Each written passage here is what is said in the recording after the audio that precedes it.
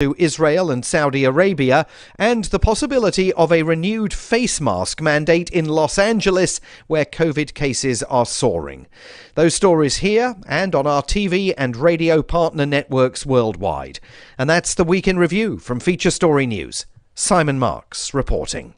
According to a report released Monday, Americans currently lead the world in compressing big sandwiches into sufficiently biteable sizes, outranking countries such as Germany, Slovenia, and Ukraine in their sheer capacity to squeeze BLTs, meatball subs, and grinders into shapes that will easily and efficiently fit into their open mouths. Researchers pointed out that in series after series of tests, Americans consistently topped international rankings by implementing over 800 pounds per square inch of compressive force on sandwich categories as diverse as banh mi, croque monsieurs, or gyros, rarely hesitating for more than a moment before diving in and pushing the bread together and wedging it into their mouths. Even in the cases in which Americans failed to sufficiently compress a sandwich and, say, dropped a stray piece of bacon or avocado, they still led the pack on quickly scooping up this topping with their hands and eating it, sometimes even inventively doing so with a stray potato chip or french fry. This is the Onion News Network.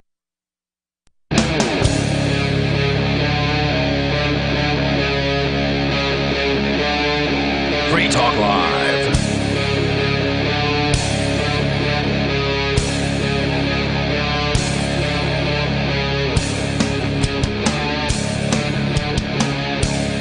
Hey, welcome to Free Talk Live. It's a live Saturday episode of the program. Phones are open if you want to join us at 603-283-6160. That's 603-283-6160. Here tonight, it's Ian. Bigless Mountaineer.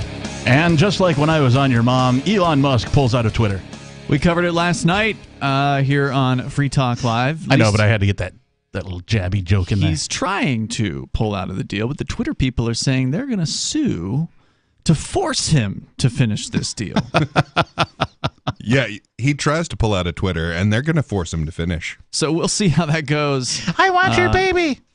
If you want to talk about it, we did discuss it last night, but the phones are always open here, so if you felt like you needed to say something additional, I feel like we covered it pretty good. So it's the Reverend Captain Kickass, in case you were wondering who the third guy is. And also, I know, Peakless, you wanted to talk about the Guidestones, the Georgia Guidestones. I did. Which we also covered last night, but there was another aspect to it that you wanted to bring out for listeners that don't know. The Georgia Guidestones were this mysteriously constructed and placed monument, basically, that was cooked up by, we still don't really know who. There's some speculation that it might be the Rosicrucians, which is some sort of an old cult, I guess.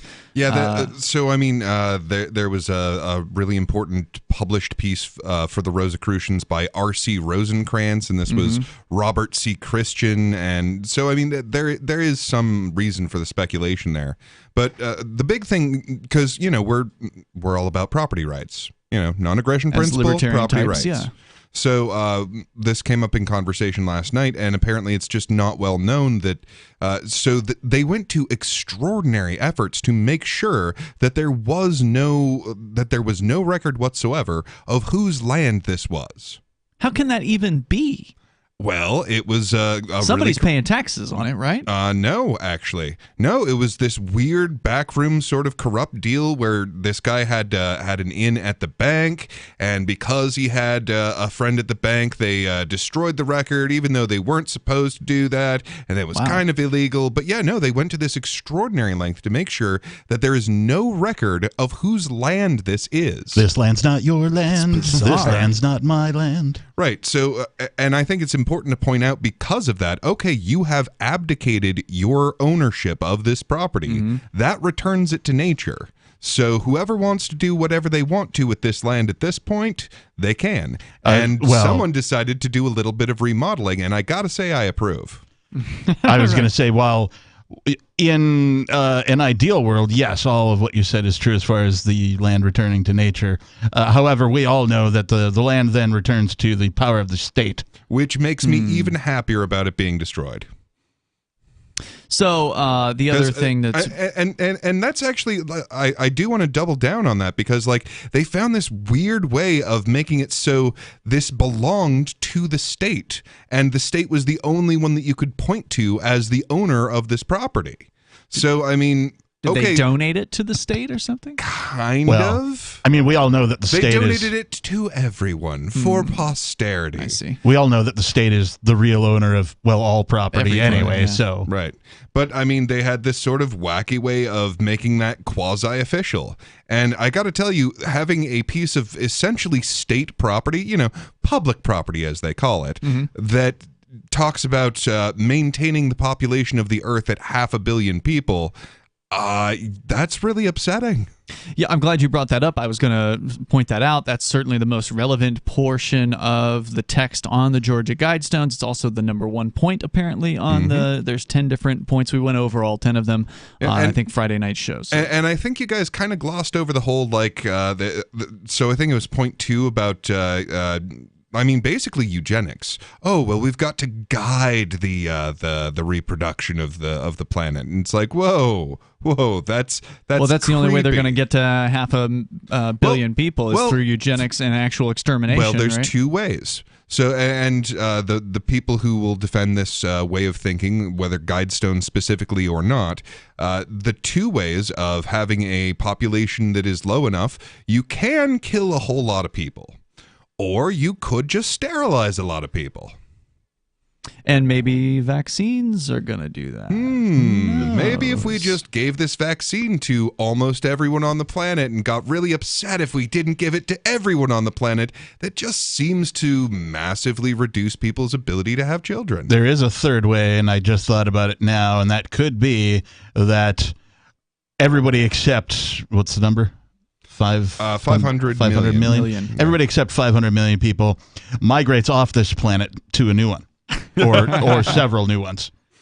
There's been a very large interest in vasectomies after the Supreme Court decision regarding Roe versus Wade.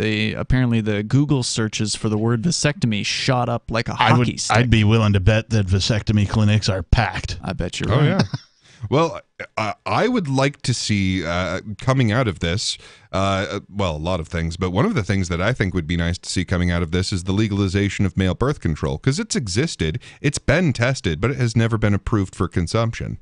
We're not allowed to have that technology. Well, combine the, Roe versus Wade recent thing, and then, of course, the way most family court law is stacked against men with regards to birth and all that kind of thing. Oh, yeah. I could definitely see a spike in the vasectomy clinics and people inquiring as to how much, when, where, is it reversible, all that kind of stuff. Mm-hmm. So if you want to weigh in on that, you're welcome to. The number here is 603-283-6160, but I think all of us had a story tonight in mind to talk about, and that is about worldwide massive protests that are happening now. One last thing before we get into that, I just wanted to voice my approval for the symbolic nature of destroying something that advocates the death of most humans. Like, I think I feel as good about that as a lot of people feel bad about January 6th. Okay, very good. Again, if you want to jump in, 603-283-6160. The story that I think a lot of us wanted to cover tonight wasn't exactly the same. Peakless, you wanted to talk about the farmer protests that have been going on in the Netherlands. And when you brought that up, I said, well, have you heard about Sri Lanka? And you hadn't. And I've seen some of the headlines, but I haven't looked at all the details. I've seen the photos, which have been just absolutely stunning, with God knows how many hundreds of thousands of people in the streets there, not just protesting, quote unquote, but actually taking over the home of the president of Sri Lanka. Yeah, imagine if January 6th in the United States were as bad as some people made it out to be. Right. That's going on in Sri Lanka. It's so bad that they have literally scared the president into resignation. Yes. The president has taken refuge at an undisclosed location and has quit. Now, I was making a comment. That's what you call an insurrection. Yeah, I was making a comment earlier today because I don't find a whole lot of value in most protests, particularly in the United States. No, because usually protests. it's just waving a few signs and chanting or whatever. And nothing really gets accomplished. Yeah. However, it would, and like There's an exception to this that. probably can't be called a protest at this point. Uprising. It started as a protest and turned into an uprising because they have all of the pillars have come down. They've got the political corruption, they've got food shortages, they've got the government trying to do things supposedly to help making things worse, rampant inflation, right? So they've got all of the pillars have been knocked down, causing this civil unrest. And so literally this is them firing their president, literally. And he's like, sorry, I quit. I'm so scared. Well, I would say there are 4 potential uses for protesting. One of them is this. Sometimes a protest can actually lead to the end of a despotic government. One of them is you do make good connections that way. You can, get people's numbers. Networking. Yeah, exactly. Use it as a networking event. One of them is, just sort of to bring awareness to, yes, there are people upset about this. And one of them is, it's kind of a subtle thing, but like by questioning a narrative, you keep people from falling for it quite as completely. By just letting people know that there are people that question an idea. That's true. In fact, there was a protest here in our very own Keene, New Hampshire today with tens of people attending. But that's nowhere near as important as what's happening in Sri Lanka. So we'll continue with that and the Netherlands farmers, what's going on there. Plus, your calls and thoughts are welcome. Free Talk Live. Do you feel like your nation, state, or community no longer holds your values? Have you dreamt of a place where people agree that liberty is important and are free to pursue their projects so long as they respect the property of others? There are many people just like you that are discovering freeprivatecities.com. Their social media links are at the upper right of the page at freeprivatecities.com. All skill levels will be needed when the first of the Free Private Cities opens. It's sooner than you think. Stop arguing and build. freeprivatecities.com. There are basically 2 types of advertising, direct response and branding. Radio's great for direct response with its low cost to listener ratio, but audio can't be beat for branding, which is a longer-term endeavor. You want to be the first thing that someone thinks of when they think about your product or service. If you have a local business that you want kept top of mind in your community, call the station. If you need national reach, Free Talk Live's got around 200 radio stations, millions of monthly listening sessions, can suit all budgets, and if we don't think we're right for you, we'll tell you. Email me, mark@freetalklive.com. Brute force, intransigent defiance, adamantine will. These are the hallmarks of the AI tank. These gigantic machines have the firepower of an army, but they also have their own sense of honor and duty. When the world breakers arrive, battle will be joined, planets will shake, and war and peace will never be the same again. World Breakers. Stories from David Weber, Larry Correia, and more. Available August 3rd from BaneBooks.com. Looking for a great real estate investment? Consider New Hampshire, which is ground zero for the Liberty Movement. Your first call should be to Mark Worden from Porcupine Real Estate. He's more than just a real estate agent. He's your New Hampshire concierge. Where are the best places to live? Do you want farm, city, the burbs, or forest? Do you want a duplex or multifamily building so that renters pay your mortgage? There are homes in all price ranges in New Hampshire, and Mark can help with financing too. Invest in liberty and property. Mark Worden can help. PorcupineRealEstate.com. Are you making sense to the boomer mindset? I'm Holland Cook from survivalspeech.com. 80 million baby boomers comprise 25% of the population and control most of the USA's wealth. As aging parents pass on, they'll control more. Boomers are 46 to 65 years old and regard themselves as midlife. They identify as neither young nor old. They're post-minivan and pre-retirement, and they don't like being called boomers. They think me. Many of the purchases boomer couples make are individual purposes. They've been experimenters all their lives. If you want their attention, tell stories and keep it simple. If something seems complicated, boomers can dismiss it as, I don't need this. And if you're looking for work, you may be applying to a boomer, so relate accordingly.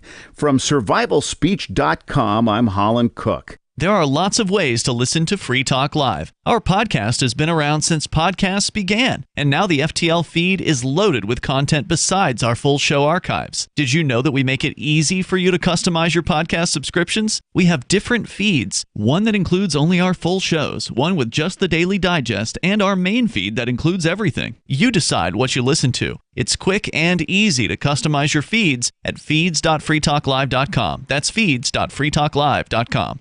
So you've signed the Shire Society Declaration and are planning your move to New Hampshire to be around more liberty-oriented people. Next, sign up for the Shire Society Forum at forum.shiresociety.com. There are a bunch of people there who are already in the Shire, and they want to meet you. If you're already in the Shire physically, you should also come by the forums. Remember, not everyone uses Facebook. New people are signing up for the Shire Society Forum every month, so drop in and say hello at forum.shiresociety.com. We're still not sure why you'd want to watch, but our video feed is streaming nightly for free at cam.freetalklive.com.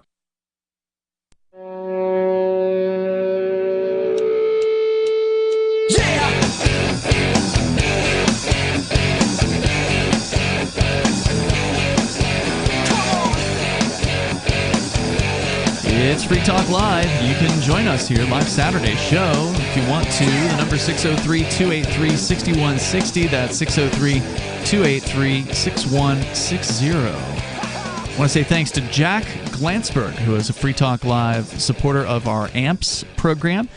Jack has joined the AMPS program for silver level, which means he's doing $5 a month, and that's all we ask for. And thank you, Jack, for helping us out there. That's a fact, Jack. You can join Jack over at amps.freetalklive.com. That's amps.freetalklive.com, and contribute there via your credit card, debit card, or your PayPal account, and you get some cool perks, and you help us advertise, market, promote, and support Free Talk Live. So thank you, Jack. And once again, that's amps.freetalklive.com. We're going to talk about what's happened in Sri Lanka, where the president is resigning after protesters entered his residence in huge numbers, and also apparently visited and set on fire the residence of the prime minister as well there. So I just wanted to clear up something that was said.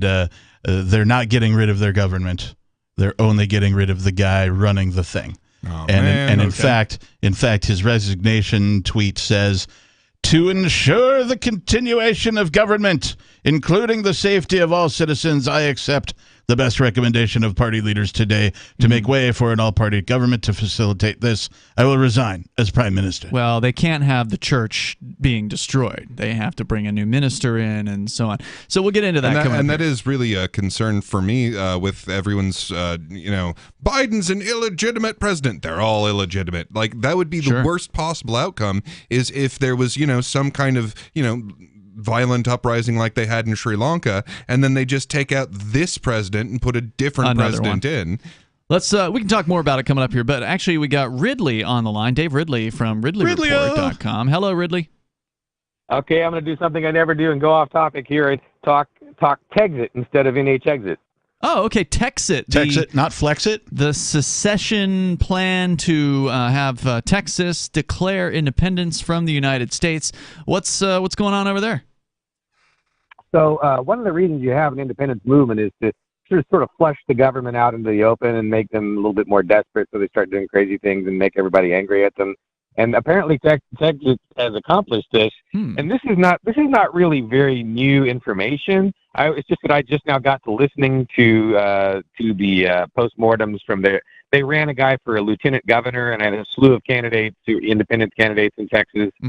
And apparently what happened, they're alleging massive voter fraud like they've never seen before in Texas. But this is a speech that Daniel Miller made in March. So I'm just now getting around to this. And you guys reported on this at all, or? No, I'm not familiar with what you're talking about. No, and we saw Daniel Miller speak in March, so I didn't see that. Yeah, I know him. He's probably America's most interesting politician. And he's pretty serious business. It was a pretty serious run for lieutenant governor. Can't be more interesting than Vermin Supreme. Yeah, I mean, he's a hilarious guy to listen to, but he's not an act, right? He's just a funny guy. No, he does have a good sense of humor. It was really great having him here in New Hampshire. He was at the Liberty Forum, which is the yearly convention the Free State Project puts on, and he was actually attending there because he was on the secession panel. And the panel would have been much less interesting without his presence. I mean, he's got a great sense of humor and a lot of knowledge. He's been doing Texas secession for something like 3 decades now. So he says that they had precincts that were reporting over 100% turnout and mysteriously voting for establishment candidates. And all these the ballots apparently disappeared into the hands of police, and the chain of custody was lost. Oh my! Wow. There was. It says one of the independent candidates, someone shot their dog. Oh God! Wow. And the independent candidates, some of them were filing lawsuits. There's this part of the voting machines over there, which you look at to see if there's been tampering. They were denied that those kind of not that kind of didn't happen. They were denied access to look at those. Well, the status quo is going to pull out all the stops to try to keep their power and keep things as is. We know that that's how the system works. I mean, they don't want to.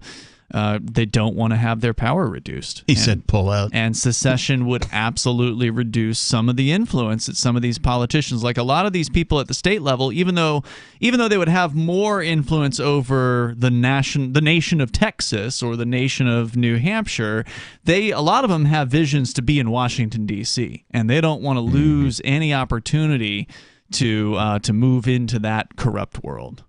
Well, and they'd rather run if they're a senator, they'd rather run 1/50th of this level of GDP than even to have a position in complete control over the percentage of GDP that is Texas. I've never thought of it that way before, but yeah, aspiring politicians are corruption ladder climbers. And the only way they can climb the ladder of corruption is to be more corrupt than they previously were and be more corrupt than their opponents. So what else is going on that we need to know about with the Texit thing? Miller also claims that, and this is a complex claim to some extent that I didn't fully understand, but he claimed that results indicated actual support for independence. I guess some of their people must have gotten elected anyway, despite what was going on. And there were it was like there was some parts of the election that he felt were not influenced by corruption, and those parts of the election showed the majority of people supporting independence. But it's complicated, and I don't really know how to understand it yet or explain it. Well, I am excited that possibly as soon as the end of next week, so maybe by next Saturday night, we may have some results coming out from what may be first ever poll about secession, like where the right questions get asked. Because there have been other polls where some mainstream opinion pollster asks a question that's tangentially related to or kind of talks about secession. Like, hey, if the rest of the people in your region were seceding, how would you feel about that? Instead of just straight up, how do you feel about secession? Right, or your state specifically leaving. We've seen regional Yeah. secession polls, but not anything about each individual state.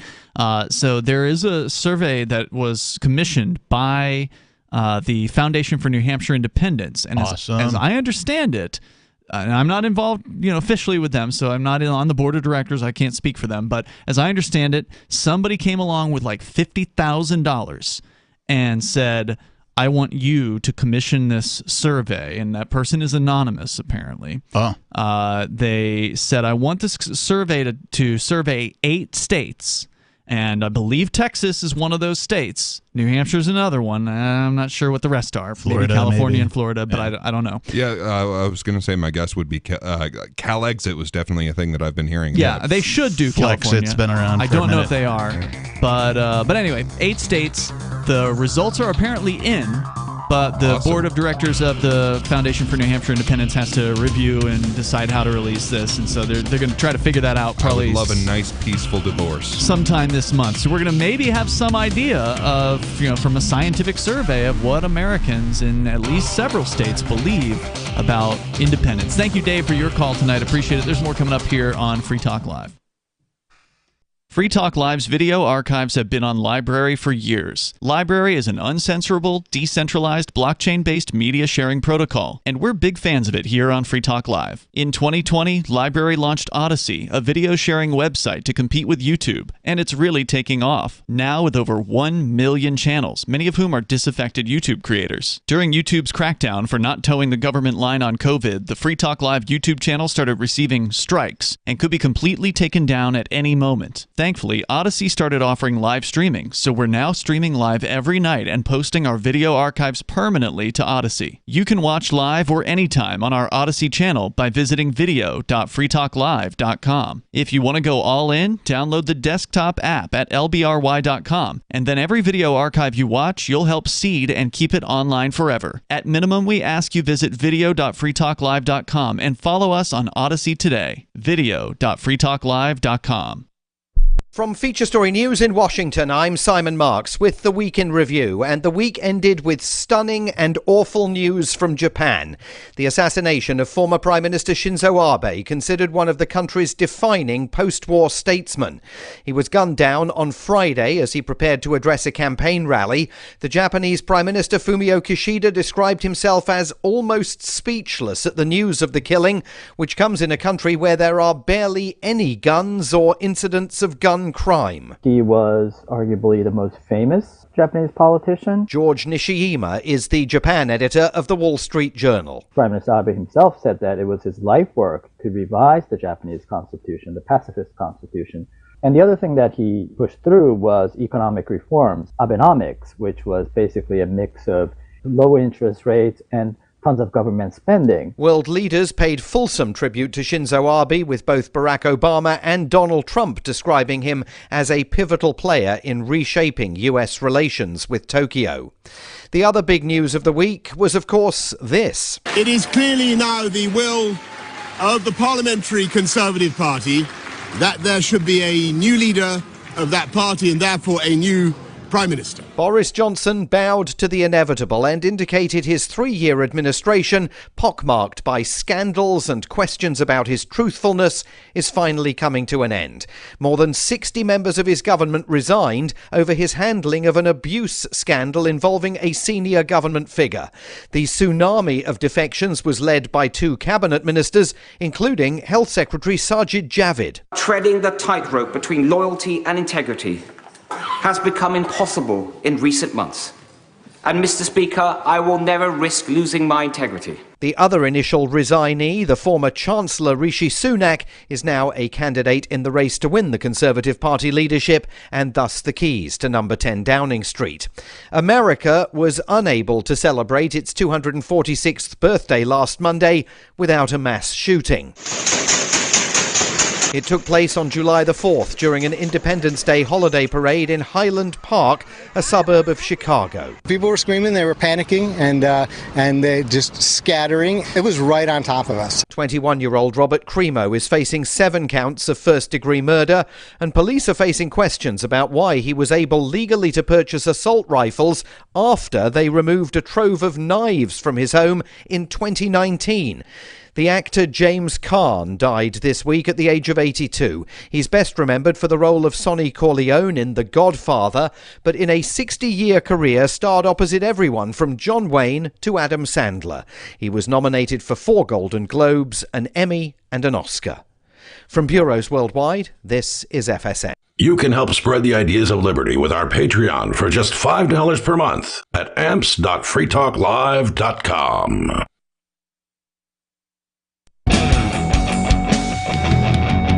It's Free Talk Live. Phones open here on this live Saturday episode. If you want to join the show, whether you want to talk about independence or a good old-fashioned uprising and overthrow of the president of Sri Lanka, apparently has happened. He is now resigning as protesters have taken over his house.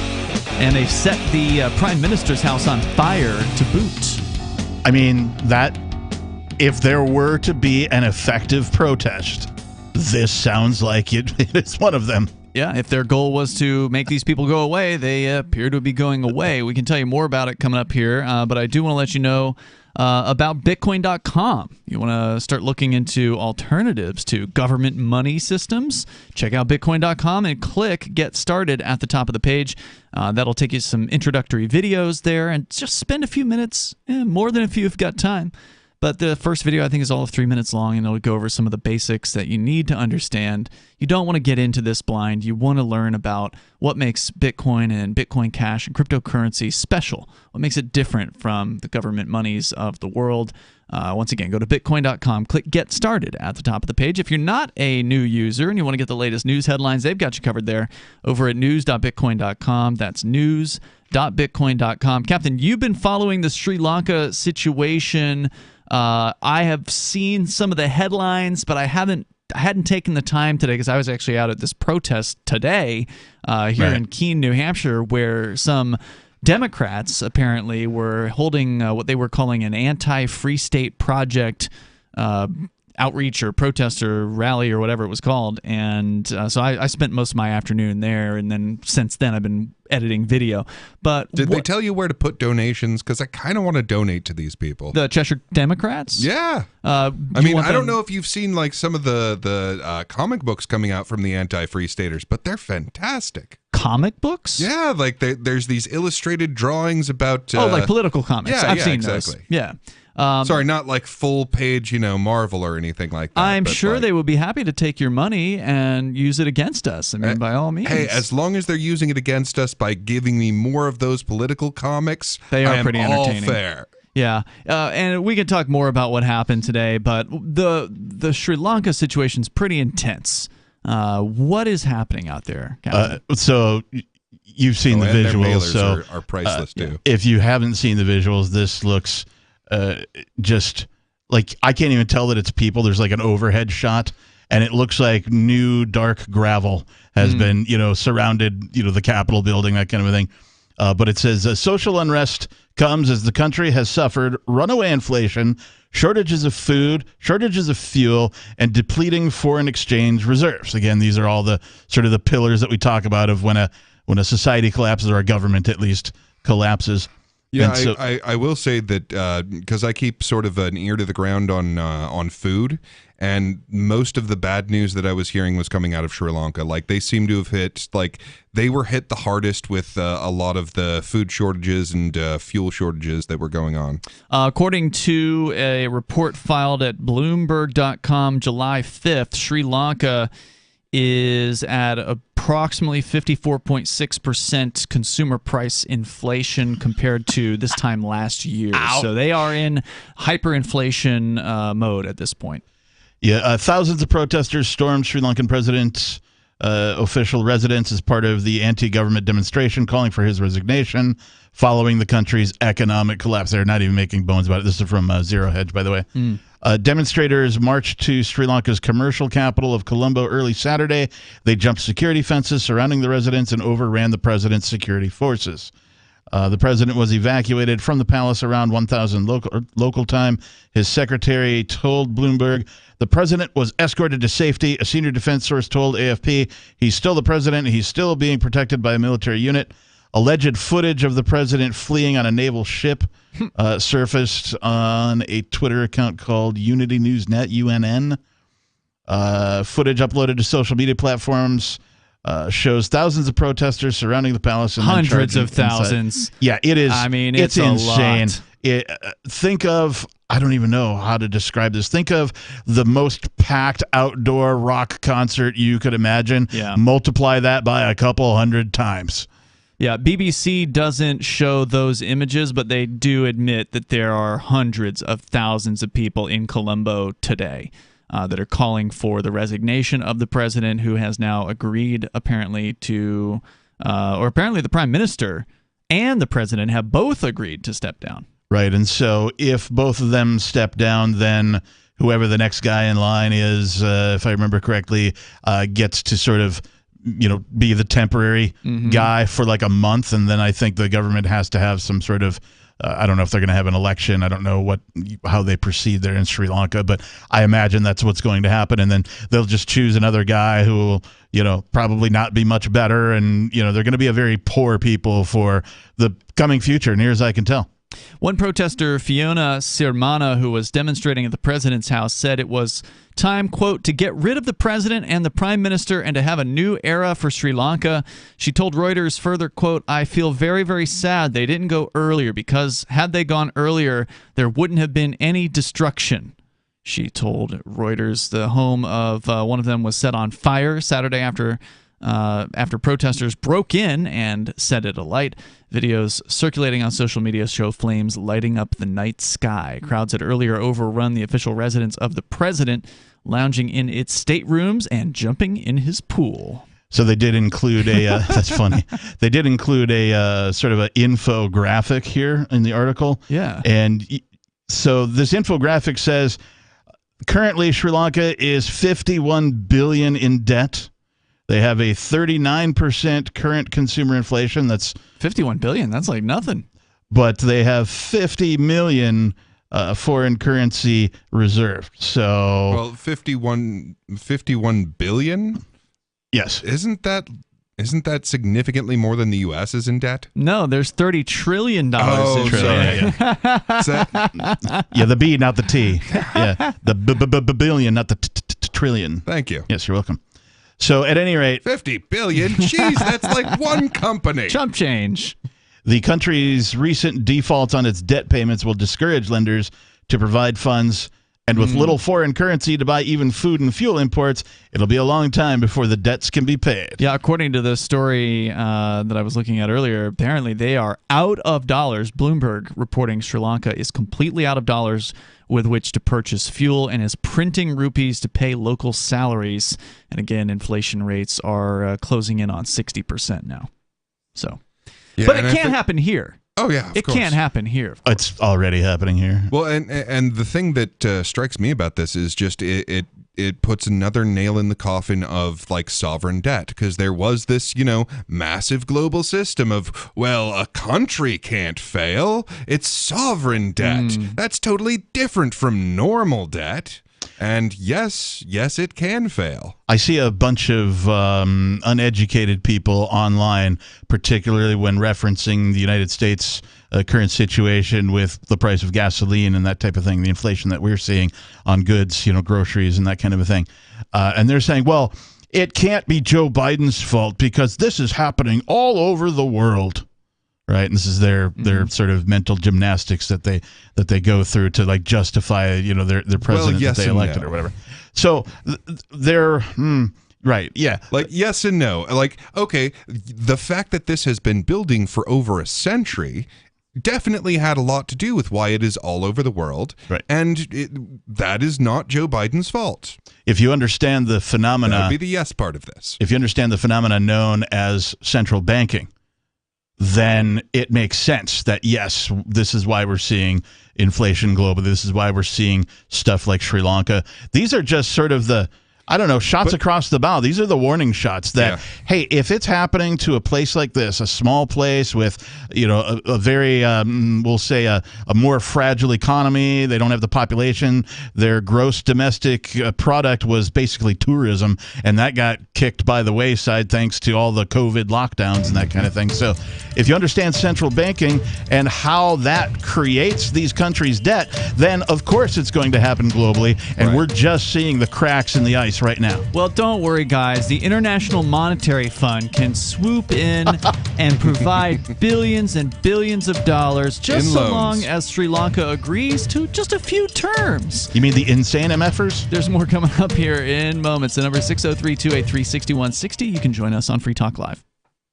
Free Talk Live. Who stopped her from sitting down? People stop black people before Rosa Parks all the time. They used force. They used dogs. They used fire hoses. They brought in the National Guard. Come on, man. It's like you don't even know what happened in your own country. Get to the present. You're talking about that's right, Mark. That's the past. You have to be informed by history. James, you've acknowledged that there's a bunch of bad laws today, but are you saying now that today that bad laws should be obeyed by good people? Bad laws should be changed.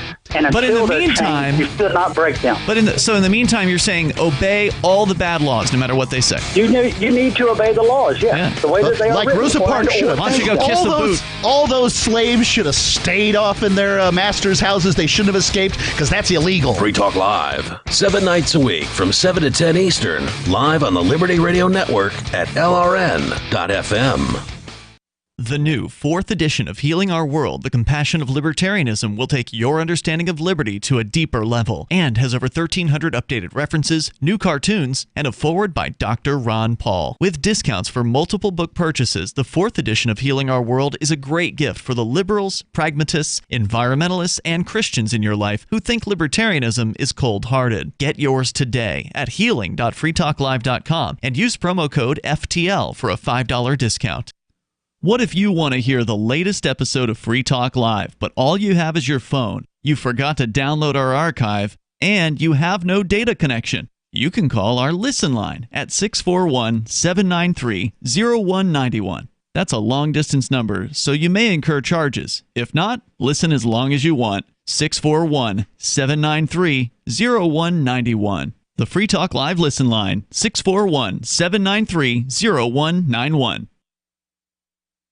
Hey, you are going to love the movie Victimless Crime Spree. It's hilarious, heartwarming, and carries a ton of inspiring freedom messages. Feeling down about the lack of liberty in your life? You need to put on this film with some friends and have a good laugh. It's a true story about me and my friends in New Hampshire living free, singing, dancing, and getting arrested. Of course, it's all on video, and the bad guys, the cops, judges, bailiffs, and sheriffs, they all play their part like it's out of a movie or something. You would think we scripted the whole thing, but it's real life. Go ahead and have a watch, and if it's been a while, have another look. I guarantee you'll notice things now that you didn't notice before. And the best part is that you're going to walk away feeling a renewed sense of your own power.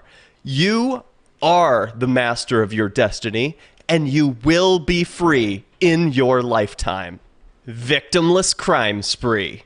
Tired of cancel culture? Sick of mega tech corporations holding an axe over your head? Join the LRN.FM Matrix chat server. It's self-hosted, so no one else can tell us what to do or say. Don't like the existing channels? You can make your own. You can even connect into some of our channels from other Matrix servers. It's federated. For the full LRN.FM Matrix experience, though, you should join our server via the step-by-step instructions at chat.lrn.fm. Chat.lrn.fm. My name is Jacob Hornberger. I'm president of the Future of Freedom Foundation, which Congressman Ron Paul awarded for having an outstanding freedom website. Write us at fff@fff.org, and we'll send you a free 3-month subscription to our monthly journal of libertarian essays and our booklet, Economic Liberty in the Constitution, which George Mason University economics professor Walter Williams praised in a recent column. That's fff@fff.org. Yep, we still do email. Drop your email address in the entry box at freetalklive.com, and you'll be kept in the loop with Free Talk Live.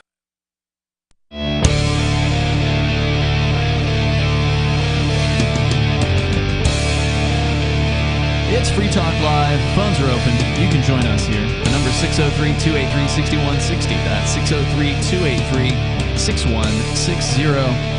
It's Ian, Peakless Mountaineer, and Captain Kickass in the studio here tonight. And you can bring up whatever's on your mind. That's what we do here every single night. If you didn't know it, we do this thing 7 nights per week. Fact. On Free Talk Live. If you missed a moment, you can always go download them anytime you want over at freetalklive.com. Archives are free. Actually, the whole website's free, so please enjoy all the features there. And if you want to subscribe to receive the show as they are released every single night, you can do that over at feeds.freetalklive.com. We have podcast RSS feeds there. You can copy those, drop it into your favorite podcast client, and you'll automatically receive episodes of Free Talk Live. I'm on the show, and sometimes I will forget a thing. I'll be like, oh, yeah, what was? Oh, I got to go back and listen to that episode. Or somebody will mention a website or some sort of resource that came up about whatever topic, and so I'll go back and re-listen. So we're talking about Sri Lanka, which is a country of apparently about 22 million people that are having massive protests, which even the BBC is admitting hundreds of thousands are in the streets of the country's capital today. 22 million. That's what the size of the U.S. prison population? No, I think prison population is like 200,000. Is it 2 million? I forget. I thought it was in. Well, how big is New York City? I think. Oh, sorry. Its federal prison population is 200,000. I think the whole country is like 2 million or something. Like that, if I recall. Because when I did the math, the total incarceration population in the United States would be the fourth largest city in the U.S. Wow, that's certainly one of the biggest. That's how many people are in cages. It's also larger than several states as far as their populations as well. For sure. But before we go on, we were talking during the break about Sri Lanka in particular. If anybody's listening in Sri Lanka or has relatives or friends in Sri Lanka, please suggest that they begin adopting cryptocurrency if they already haven't. Because separation of money and state, to me, is the most important way to prevent things like this from happening again. So we see what's happened in Sri Lanka. We can definitely say that it was because inflation, because of government debt and mishandling of, all of the funding and all that kind of stuff that has them in this position. Now, if you want to prevent this from happening again, you as a people need to take it upon yourselves to adopt a form of currency that is not controlled by your government. And one of the things about cryptocurrency is that it benefits the little guy more than the big guy, which is kind of a new thing for anything in finance. And since they're going to have to remake their entire currency system anyway, since they're inflating it into oblivion now, they may as well just adopt cryptocurrency while they've got the opportunity. Well, that's what they would do if, there was some sort of sanity to government monetary policy. But we all know that central banks are not interested in... I'm not suggesting that the government do this. I'm suggesting the people do this. Purely grassroots movement, right? It's people reaching out to people. I know there are people in the United States. I know there are people listening to our voices right now who know some people in Sri Lanka. They have a friend, a family member, somebody's teaching English. I don't care. Get a hold of them and go, hey, you need to start talking about cryptocurrency with these people. This needs to be a grassroots movement thing. All right, so it's not in the news yet that I can see, but we literally just last night talked about Argentina and their recent deal with the IMF for something like a $40 or $50 billion bailout that required Argentina to crack down on cryptocurrency-related business. So it's basically crypto has been outlawed across the entire nation of Argentina. They did this literally. I thought it was just that the Argentinian government wasn't allowed to do anything with it. They put this policy into effect literally days after the two largest Argentinian banks, which, by the way, Argentina facing approximately 70% inflation year over year. So they're in a similar inflationary situation as Sri Lanka. And so what happened was two of the major banks, like the biggest banks, private banks in Argentina, had announced, hey, we're going to let our customers buy Bitcoin through our systems. And, oh, no, you're not, said the government, and came in and, we got to deal with the IMF that says no regulated institution will be touching cryptocurrency. One of the points that they made at Bitcoinist.com was they believe that this may actually outlaw all cryptocurrency activity within Argentina. Now, that's going to be hard to crack down on, obviously, so we know how governments work. They always go after the centers. They go after the exchanges. They go after the banks and big corporations or whatever. So, well, I got to tell you, this isn't going to work. So, I mean, like, if you look at what happened in Vietnam, like, they were probably the most aggressive of any country to just seriously crack down on not only mining the stuff, but individuals, not just companies, but individuals were not allowed to use it. And now they are leading the world in cryptocurrency usage. Really? Yeah. Vietnam made a complete 180 directly after, because it's useful, because they were facing this kind of hyperinflationary situation. But did they cut a deal with the IMF? Did Vietnam the cut government out gang? I don't think so. No. Okay, so that's one of the key differences, right? So the Argentinian gang cut a deal; they got paid $40 billion, and the IMF got them to agree to do their bidding and crack down on cryptocurrency. Now, again, I don't know if that's what's going to happen in Sri Lanka, but they are talking with the IMF. That's in the news. They are trying to negotiate a deal with them. We just don't know what the terms are yet. Well, I can tell you one term right now is that it's probably not going to be like a bailout in the sense of like, here's a bunch of money like we're used to here. It's a loan. It's going to be a loan with a whole bunch of strings attached and a whole bunch of strings that we haven't figured out just yet, but we'll tell you later. And I just want to correct what I said a couple minutes ago, I guess. You are correct, Ian. 2 million, a little more than 2 million people are in jail, prison population across the U.S.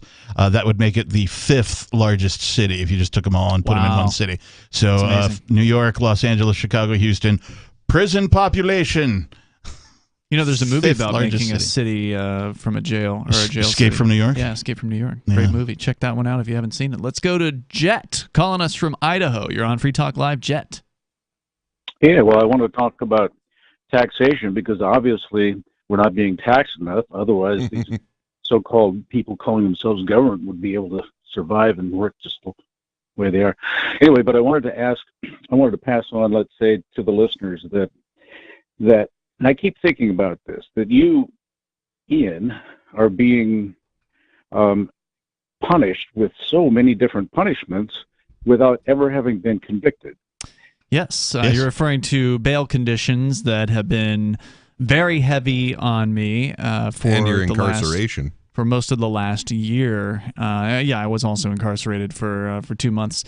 But being out wasn't that much better in the initial days because I couldn't leave the house without asking for permission in advance early on. So, yeah, it sucks. And without any kind of conviction. You also were banned from a lot of contact with a lot of your friends. Yep, that's right.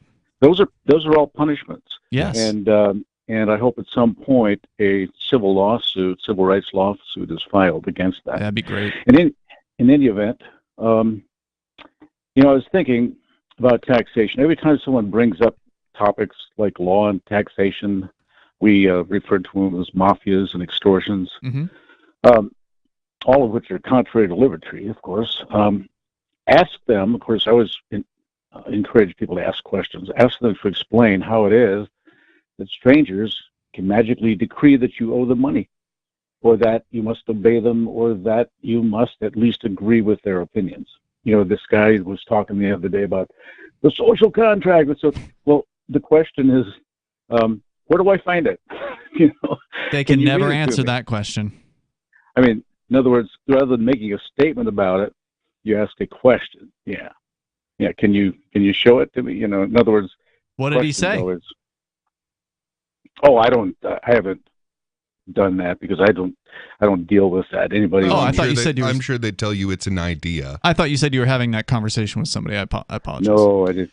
No, you the other day. I heard you on the radio. Oh yeah. We had a leftist caller from San Francisco, David, called in and once again started pounding the idea of the social contract. And when we asked him to show it to us, of course he couldn't do that. Yeah. Well, it's this thing that I have faith in. What Jet's talking about, questioning, this is known as the Socratic method, right? And it really is just that. It's just questioning. So instead of saying how you feel and asking if a person agrees with you or not, you ask questions about how they already feel and allow them, you're sort of leading them to use logic and deduction to come to their own conclusion. We hope. Yeah. But it's called the Socratic method. It's pretty effective. Thank you, Jet, for the call tonight. Appreciate it. The number here is 603-283-6160. It isn't just protests happening in Sri Lanka. There's also been some pretty effective protests that have been happening in the Netherlands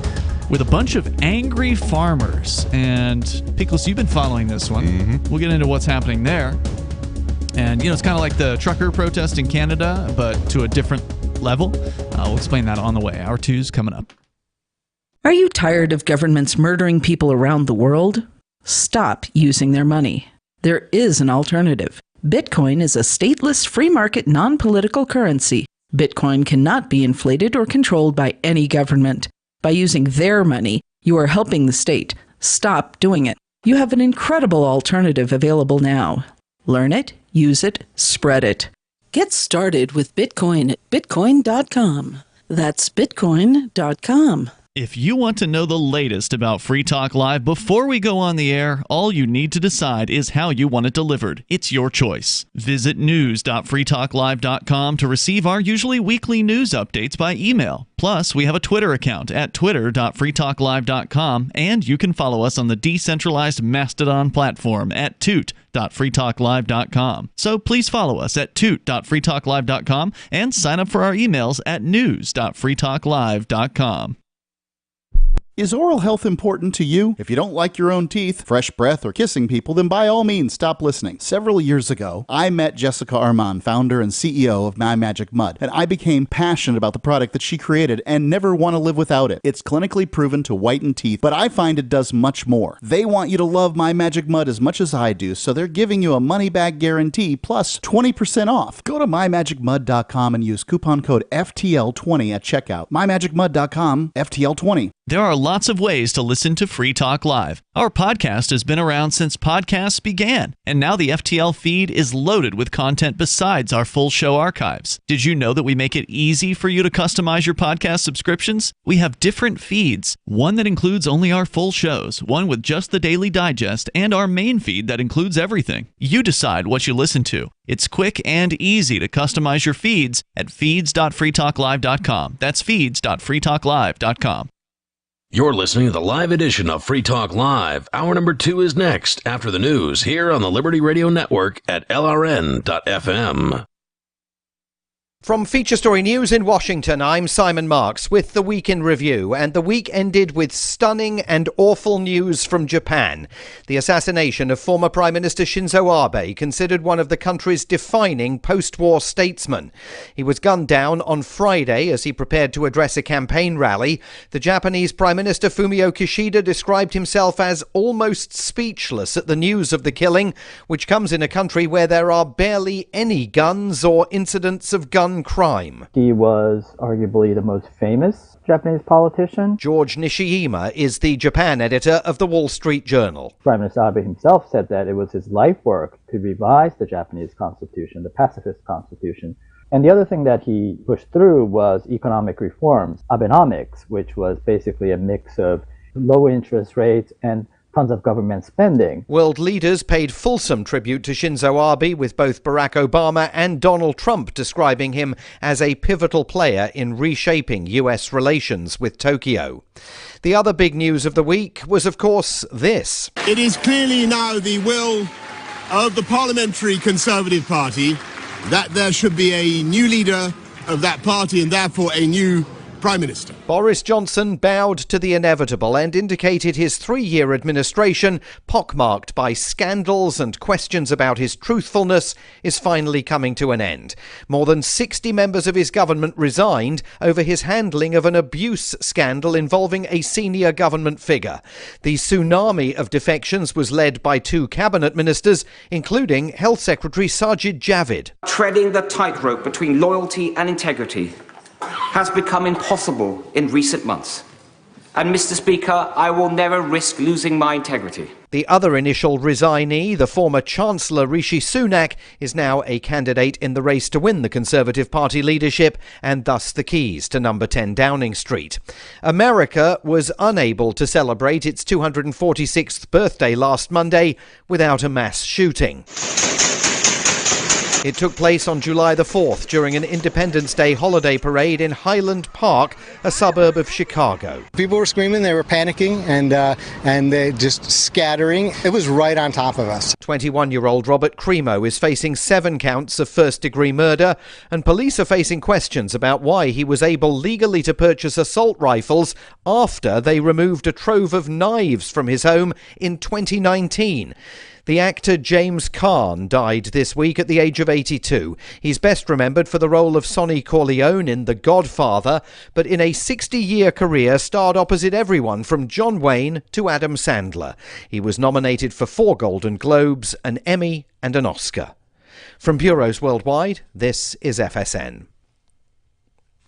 Consumer confidence in the US will become apparent this coming week with the release of the latest monthly retail sales and sentiment data.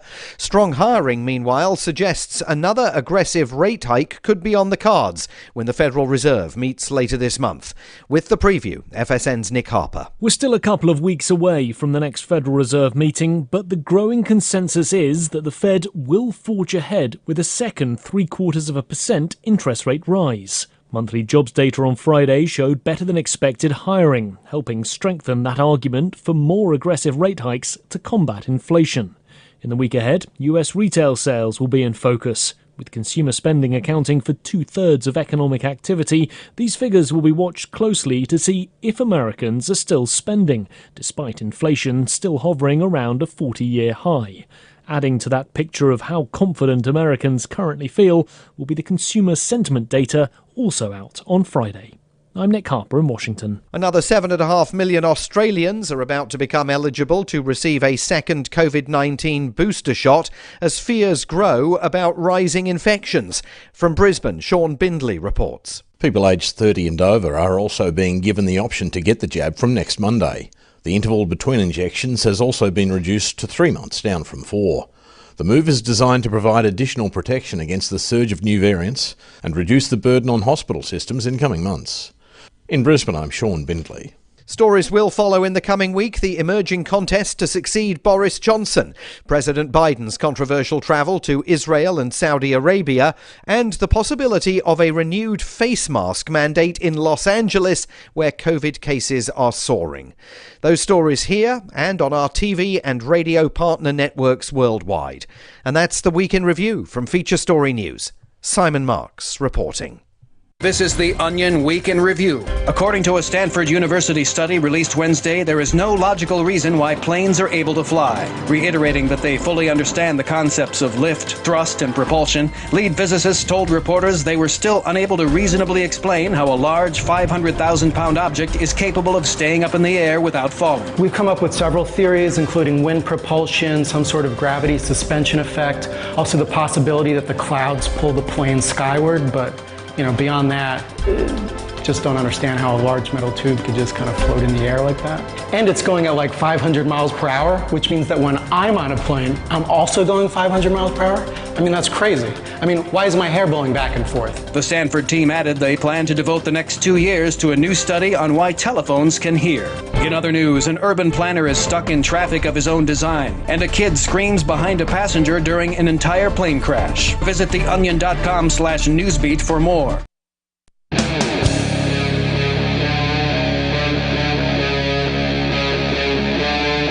Free Talk Live.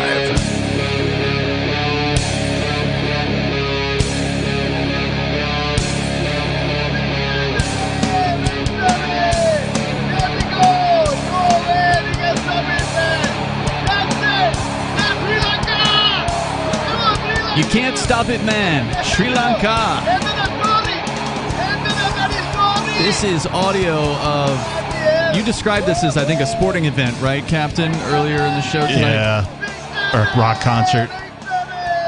A huge swarm of people outside of the residence of the president or the prime minister here. I would absolutely say that swarm is the right word. If you've ever seen that movie World War Z, where like a swarm of zombies just sort of pour in through like a street, that's what this looks like. It's amazing watching this. The clip in this case plays over and over again, but hundreds of thousands of people for sure outside of this residence and then inside of the residence shortly thereafter. And this is a huge mansion. Apparently they were partying in the pool out back afterwards and ultimately set the prime minister's house on fire, apparently. And both the prime minister and the president have announced they are resigning. And of course, they're resigning in order to keep the government in place. They want to make nothing as important as the continuance of government. And of course, that's one thing that both the Democrats and the Republicans in the United States would absolutely agree on. Right? And I'd just like to say, if there was anybody involved in the Washington, D.C. events on January 6th that wanted something like this to happen, you obviously failed. Oh, yeah. Yeah. Despite the fact that the Democrats would have you believe that this is what happened. That's what they want you to They want think, you to believe that what you're seeing in Sri Lanka is what happened on January 6th. If you take a look at just raw footage of the two events, you can see that one is basically, I don't know, a carnival in your local at One your was local an church parking lot. unauthorized tour. Yes, and the other Oh one. no, they took a podium that they later returned. The other one is definitely an insurrection. An uprising for sure, Definitely. and it's pretty exciting to watch the footage of it happening. The statement here, I got to give credit. This is from a Muslim channel on Twitter at Majid Nawaz, MAAJIDNAWAZ. He says the global uprising has begun. Video footage of Sri Lankan protesters taking over the president's residence in Colombo, coming soon to a country near you. And he says this in another post today. He's right. He says, "Forget what you've heard. I promise you, the overwhelming vast majority of Muslims are on your side against the imperial globalist cabal. Do not let divide and conquer win yet again." Awesome. Well, you know what they say about strange bedfellows. But hey, if you're going to be my allies against the globalist empire, more power to you. And honestly, I'm really happy to see that this happened so soon, because I was expecting a much worse and slower. Because I've been paying attention to how these people are not getting food. And okay, what do you think is going to happen? Well, there's going to be food riots, and eventually this was going to happen. I'm really glad this is happening now instead of a long, drawn out, okay, let's not riot yet. Let's just have lots more of us starving to death in the streets first, and then we'll get angry about it. Well, let's just take a look at the timeline. In 2009, the country's civil war ended. So they had a civil war as recently as 2008. In 2009, the civil war ended, and the government turned its focus inwards to economic development, stressing local production over sales, or local production and sales over exports. 2019, significant tax cuts were introduced, draining government revenues. 2020, the COVID-19 pandemic hit, severely hurting Sri Lanka's tourism industry. Again, basically their whole, tourism, I think, was their number one economic activity. 2021, a ban on imported fertilizers was implemented to counter the depletion of the country's foreign currency reserves. But a reliance on local organic fertilizers led to a crop failure and further reliance on food imports. So people starting to get hungry. Well, and okay, so you wanted to ban bringing in fertilizers so that you could do more things locally. Okay, now we're starving to death, so instead of bringing in fertilizer, we have to bring in the finished product, which is more expensive. Right. April of 2022, protests begin in Colombo demanding president's resignation. May 2022, pro-government supporters attacked protesters, resulting in Prime Minister Mahinda, I'm not going to pronounce the last name, stepping down. Food inflation increased over 57%. This was in May? May of this year. So that prime minister stepped down. Right. And now another prime minister is stepping down. June 2022, the IMF arrived in Sri Lanka to discuss a potential bailout. Imagine wanting to be the next prime minister. You are stepping into a powder keg. I wouldn't, you'd have to be insane demanding power in order to want to step into this position with all these people literally at your front door. Watching every I move. could see myself wanting that position, be like, okay, I'm shutting all of these things that are keeping us from being successful down. That'd be great. All of the tariffs, they're over. All of this, it's over. What else do I need to cut? Right. Well, you need to adopt a stateless currency. Yeah. That's the other bit. That's how you prevent this from happening again. But we know that good men do not wish to govern other men. Yeah, they don't seek those offices. So the only type of person that they're going to get to step into this thing is going to be a horrible person. Right. Good people are busy doing productive things, and politicians are not that. Well, and there's always some weird backroom deal, some lobbyist somewhere that is a reason for why you are banning imports of fertilizers. They will sell it to the people of, we're trying to become more locally self-sufficient, and that's never the actual reason. The actual reason is always some corrupt deal. Yeah, and this is one of the instances. A lot of folks will often look to government to solve their problems. And this is one of the many instances where there was a problem. The government in Sri Lanka attempted to solve it. They exacerbated the problem. And now look at what's happened. And I wonder how many times they're going to have to repeat this before they start realizing, oh, it's not a matter of which people are in the government. Right. It doesn't matter who you put in those offices. Yeah. There was I was listening to a thing about the difference between a dictatorship and a totalitarian government. And what the author was pointing out is that in a totalitarian government, it doesn't matter if you replace the people. It doesn't matter if you even behead the leader. It doesn't matter because a new head will grow in its place. Right. Like a hydra. Right. What you have a group of people that have this belief set. And as long as they are more connected to that set of beliefs than they are to other people, then there will always be a new emerging figurehead for that belief set to centralize on. What needs to change is the ideas and the connections. Like the solution for this is to connect to other people instead of connecting to these ideas and these mythologies and these nation states. This is one of the reasons why the Free State Project is being protested so hard here in New Hampshire, is because we're bringing new ideas to the table. The liberty activists that have migrated here, whether they be part of the Free State Project or they just came here just because they knew a libertarian migration was happening and working, are bringing new ideas to the table, and the status quo cannot handle it. All they can do is just lie, and misinform people about what the Free State Project is and what the libertarian viewpoints are on things, because they are acknowledging, and there's going to be video coming out of the protests that happened here in Keene today. I've been working on it before the show tonight. Sure. Hopefully I'll finish it later tonight. But some of the things that were said were absolutely horrifying at this event. They are treating us as though we are, insects, basically, unwanted vermin. Very, very scary, kind of Nazi-esque sounding wording. Yeah, it reminds me of Hitler's Table Talk. There was a whole book about, what is this man actually like behind closed doors, like in his own private life when he's talking about these people. And it wasn't hatred or anger of the Jews. It was just disgust because they were an infection. When your state has a motto, live free or die, I expect better. Yeah, me too. And so the more people we can get to move here, the more effective we're going to be at changing people's minds. That's ultimately what needs to happen. I don't want to discount, because there are a bunch of New Hampshire people that were here well before the libertarians thought of moving here. They made this place great. Who are on board with freedom, are on board with the philosophies we wouldn't and have all moved that. here if it weren't for those people. Right, exactly.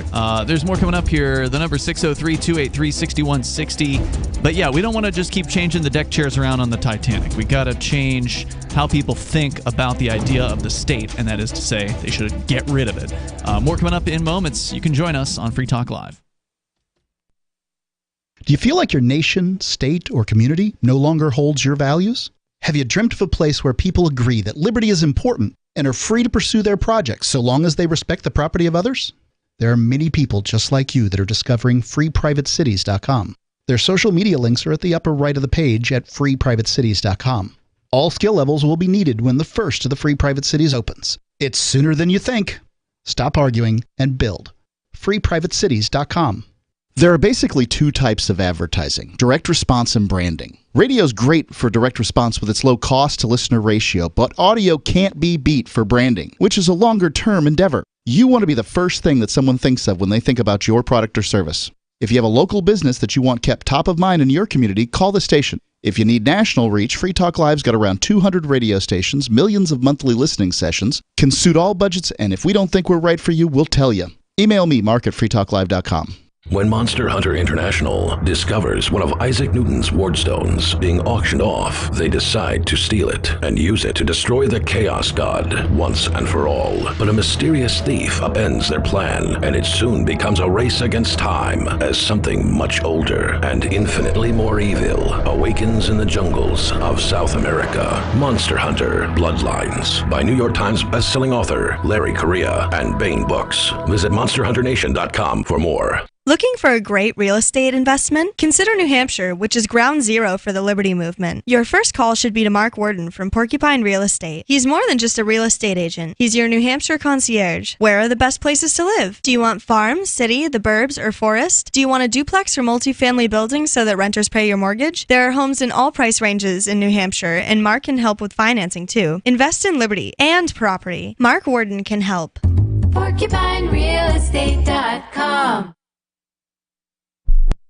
On Free Talk Live, we're bringing people to the ideas of liberty every day. From wrestling superstars like Glenn Jacobs. You guys really are having an impact, I believe. Like I said, a lot of where I am now is due to listening to Free Talk Live. You changed my mind on some very important issues years ago. To random people tuning in on the radio.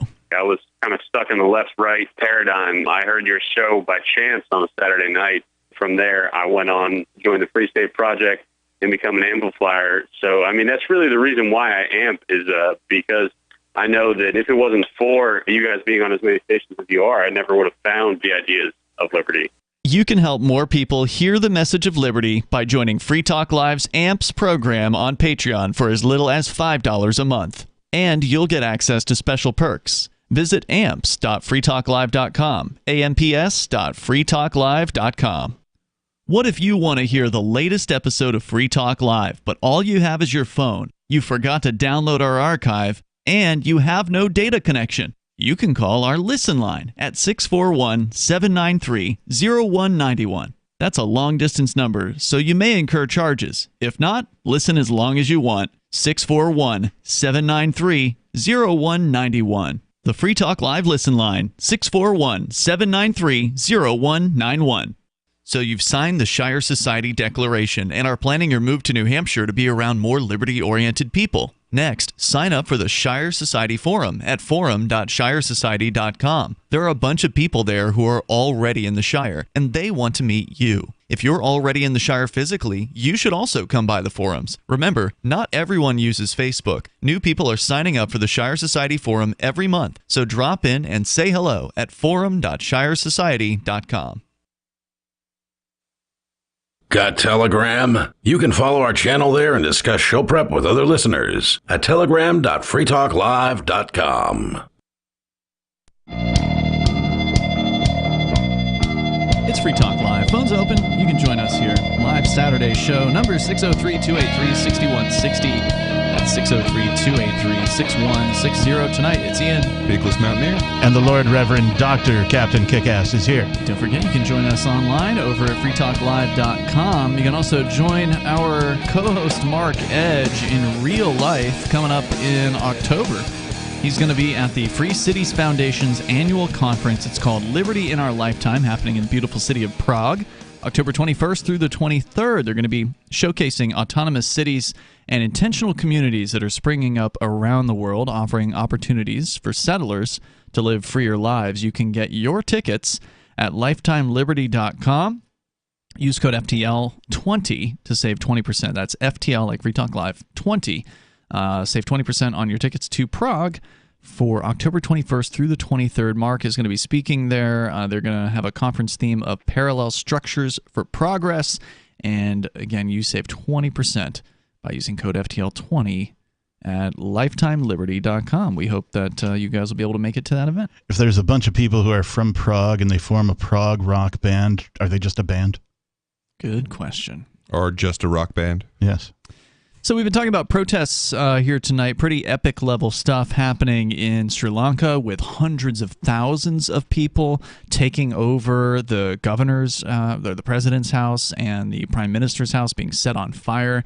But that's not the only interesting events happening in world protest. And Peakless Mountaineer, you've been paying attention to what's been happening in the Netherlands. Mm-hmm. The number's not as large as hundreds of thousands, but perhaps more effective in certain ways. Farmers have decided to take to the streets. And I have a question real quick about the Netherlands. Why do they called Dutch when instead of Netherlanders? That's a good question. I don't know the answer. This is a legitimate question because this like has when always people are like, the bothered me. Dutch are doing this, and I'm like, where are the Dutch from again? this is- The Netherlands, right. Yeah. Since we're going to take this journey for just a second, okay, so what we call Germany, they, the people that live there, they call it Deutschland. Right, yes, Deutsch. And the language that Sprechen they Sie speak Deutsch, there is right. Deutsch. Right. But they're not Dutch. Right. That's madness. I know. Whereas in the Netherlands, they consider themselves Nederlanders. Right. Netherlanders. Right. Which is what I think they should be called. Because that makes sense. Okay. Well, there's somebody's got an answer on the old internet. Go figure.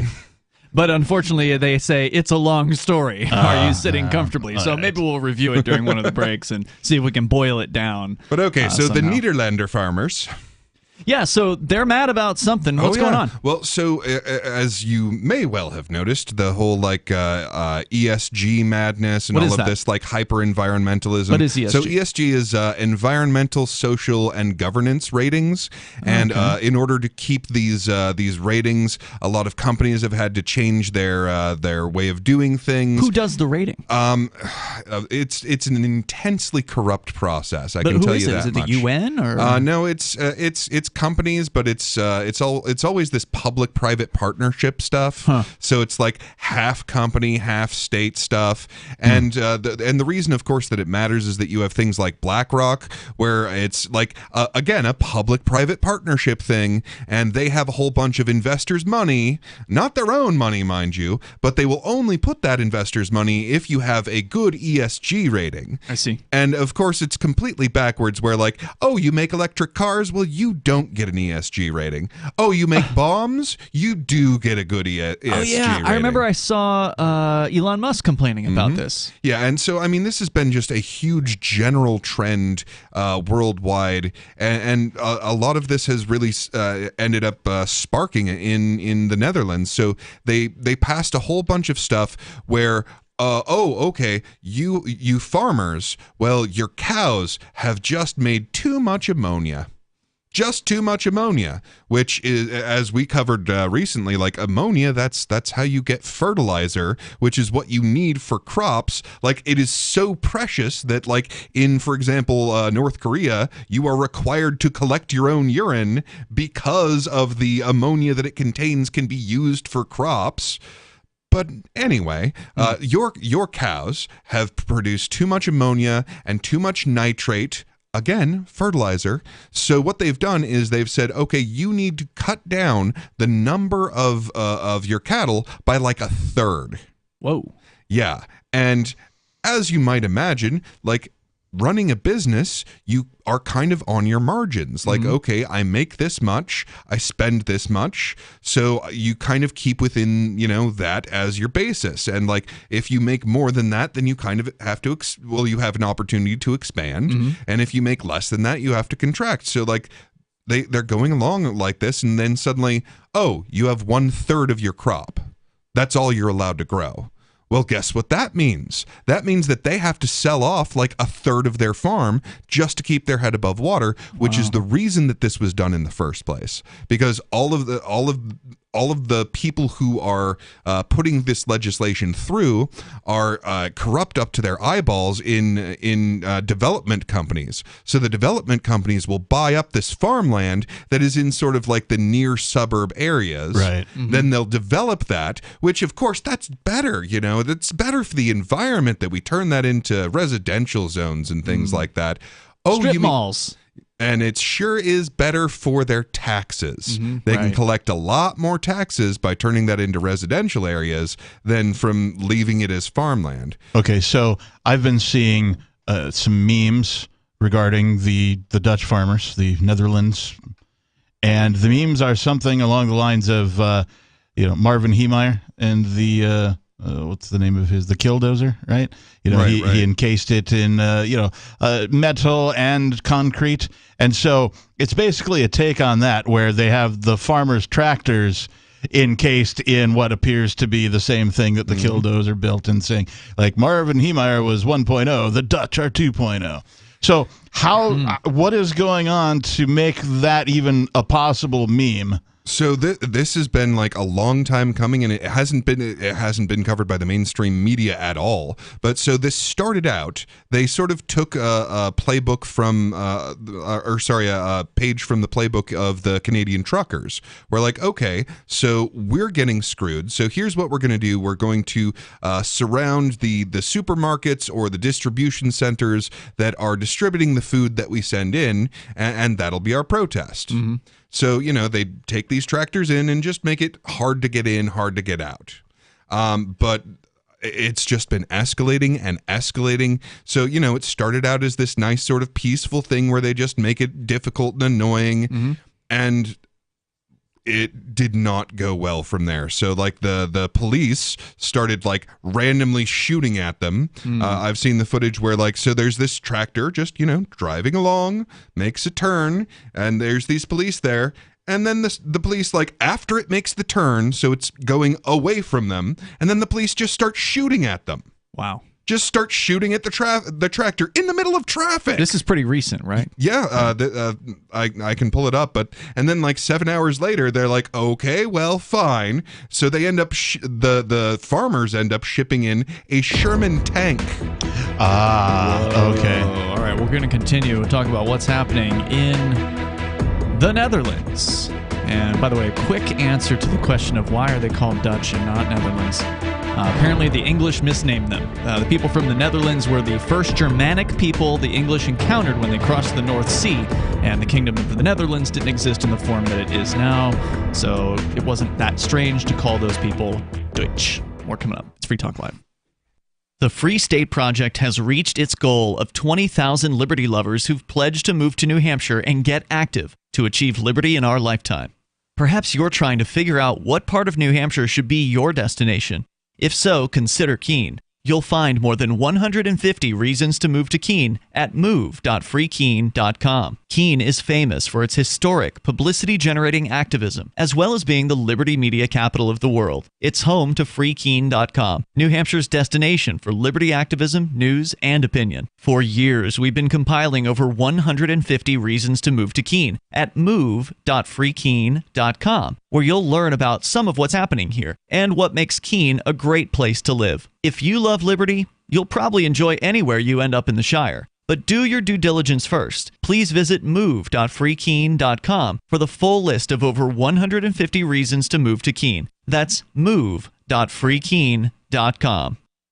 From Feature Story News in Washington, I'm Simon Marks with the Week in Review, and the week ended with stunning and awful news from Japan. The assassination of former Prime Minister Shinzo Abe, considered one of the country's defining post-war statesmen.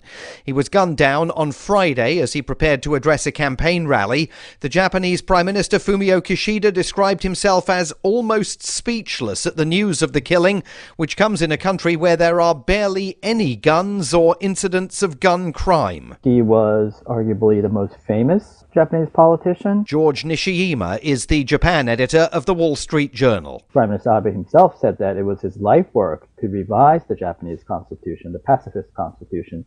And the other thing that he pushed through was economic reforms, Abenomics, which was basically a mix of low interest rates and tons of government spending. World leaders paid fulsome tribute to Shinzo Abe, with both Barack Obama and Donald Trump describing him as a pivotal player in reshaping U.S. relations with Tokyo. The other big news of the week was, of course, this. It is clearly now the will of the Parliamentary Conservative Party that there should be a new leader of that party and therefore a new Prime Minister. Boris Johnson bowed to the inevitable and indicated his 3-year administration, pockmarked by scandals and questions about his truthfulness, is finally coming to an end. More than 60 members of his government resigned over his handling of an abuse scandal involving a senior government figure.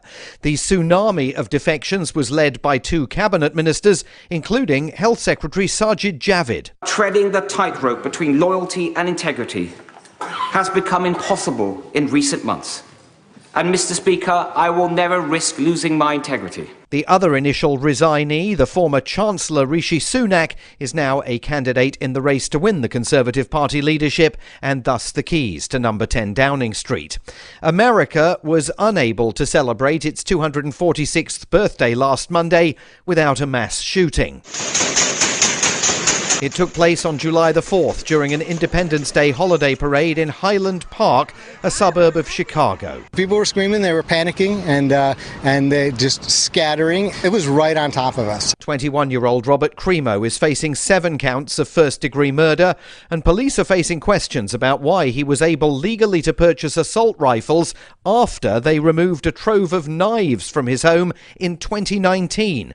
The actor James Caan died this week at the age of 82. He's best remembered for the role of Sonny Corleone in The Godfather, but in a 60-year career starred opposite everyone from John Wayne to Adam Sandler. He was nominated for 4 Golden Globes, an Emmy and an Oscar. From bureaus worldwide, this is FSN. Our Matrix server is about as free as internet chat can be. Join the existing rooms or create your own at chat.freetalklive.com.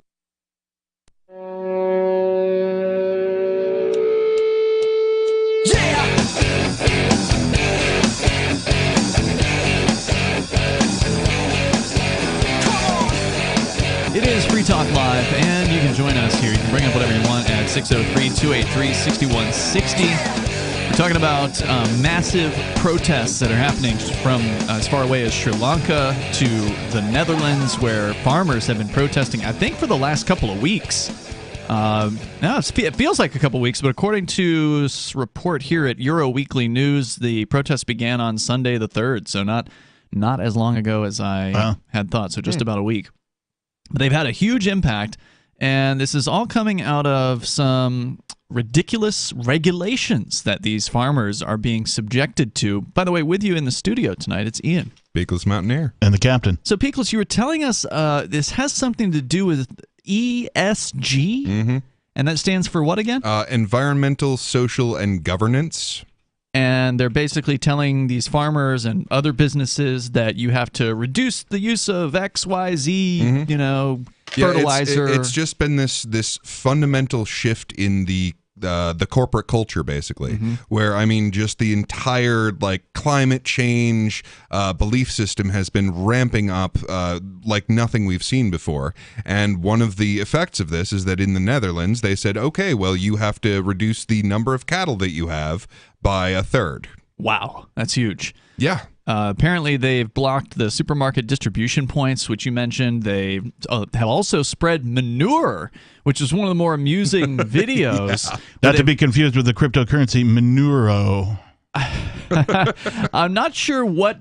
I wouldn't mind if you spread that. Yeah. I'm not sure what kind of trucks they were using to spray the manure, but that they were just painting these cops. There were rows of cops that were out at wherever location. Where's the footage of that? It's out there. I've seen it on the social media. Right. I gotta find this. Just for pure personal entertainment. I mean, this is the new Tar and Feather. Am I wrong? Ooh, yeah. That is a very good point. So what else have you observed about this, Peakless Mountaineer? What's going on? Well, so yeah, on the it was on the 5th that I saw the footage of trying to gun down these people who were driving by in a tractor from the police, and then a couple hours later they ship in a Sherman tank to deal with this. So I mean, this has been hardcore escalating. Wait. I thought you said the protesters got a Sherman tank. Yes, okay. That's what I'm saying. I mean, the police already have tanks, as you are well and personally aware. So the protesters said, if you're going to shoot at us, we got to have some armor. Right. Let's bring a tank in. Right. Yeah, well, I mean, their police have been just as militarized as ours, where all of this old military equipment or, all that kind of, anti-improvised explosive device stuff, tanks and tanks, all get shipped out to all of the police everywhere. So they've been, militarizing themselves both physically and mentally. So yeah, the police just start shooting at people trying to drive off in their tractors. Well, that's the only tool the cops have, right? The only tool the state has is violence. That's all they know. Either the threat of it or the use of it. Mm-hmm. That's what it comes down to. People don't want to believe that. The people on the left, for instance, like the folks that I was talking with out there, they don't want to see the violence inherent in the system. But it's there. It's there, and it's been there the whole time, and it's not going away. And in fact, if you can find a piece of the state that does not use the threat or the actual deployment of violence, please give us a call, 603-283-6160. Well, there are certain state agencies that receive taxpayer money, meaning stolen funds, but they're not the ones doing the actual stealing. So if you want, I could say the National Weather Service. Yeah, I mean, it's like the 7 degrees of Kevin Bacon, right? It's the 3 degrees of governance, right? If your department is funded by theft, there's violence in that theft. Right. Sure. I'm just saying that department would be able to say to your question, well, we didn't do it. We're just taking the money. Actually, you did. You participated in it. Okay. Does that mean that you participate in it if you get a tax refund? No, that's just my change back. Yeah. Yeah, that's I got stolen from slightly less. Yeah. Now, if on the other hand you are receiving money from the government, like here, for example, a grant, a government grant, then yes, you are absolutely party to the theft of other people's money. A friend of mine got mad at me for this because they work for a large city, but a small, a suburb of the city, their parks department.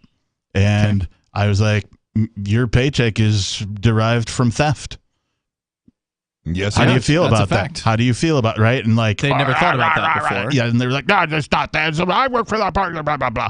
And I'm like, where does your money come from? Well, it comes from the city. And where does the city get it? Well, they tax people. And what is taxation? Blah blah blah blah. And if somebody doesn't pay their taxes, they get thrown in a cage, right? Well, of course they do. And if they refuse to be thrown in the cage, what happens? Well, they probably get shot. I want to go to the phones here. We got John on the line in Delaware. John, you're on Free Talk Live. Go ahead. Yeah, I just wanted to make a quick comment about the whole EKG? The ESG. Yeah. Isn't it crazy how, everything that these people do, it, takes away our liberties more and more? That's, the most non-liberty thing I've ever heard of in my whole entire life. And people don't, know about forgiveness anymore. It's like, can you ever forgive anybody for anything? And who the hell are you to sit up on your pedestal like you're so perfect and you don't do things behind closed doors that you probably don't want us to know about? We're all human beings. We all have flaws. We all have mistakes that we made. I think we ought to just move on and take the whole EKG thing and throw that thing in the garbage immediately. Yeah, my favorite version of the absolute absence of forgiveness has been the, hey, you said this thing on Twitter 5 years ago. And it's like, well, that was an acceptable word to use 5 years ago. It was recently that we changed it. Too bad we're canceling you. Oh, yeah. Oh, that's a good one. You hit that one right on the head, man. Yeah, it's getting crazy. The definition of liberty, I mean, we have a statute we call our liberty is, it's to be free in a society from oppressive restrictions imposed by authority, the government, on one's way of life, beliefs, behaviors, religious or political views. But what they're going to do, they're going to start using that against us as a weapon of some sort. Like I said, it's the opposite of liberty, man. This place is falling apart. Well, and it can't happen fast enough. Yeah, and the thing about all of this... I hear you, man. I hear you, bro. Thanks, John, for the call tonight. I appreciate it. Well, and the thing about all of this environmental stuff, I mean, it is a very thinly veiled method of control. That's all it is. So carbon. We want to control your carbon. Well, it turns out literally every breath you take is contributing to carbon. So if you actually want to control my carbon output, then you literally want to control my every breath. And that's actually the truth behind this stuff. Because if you see how it is all implemented, it is always a system of control.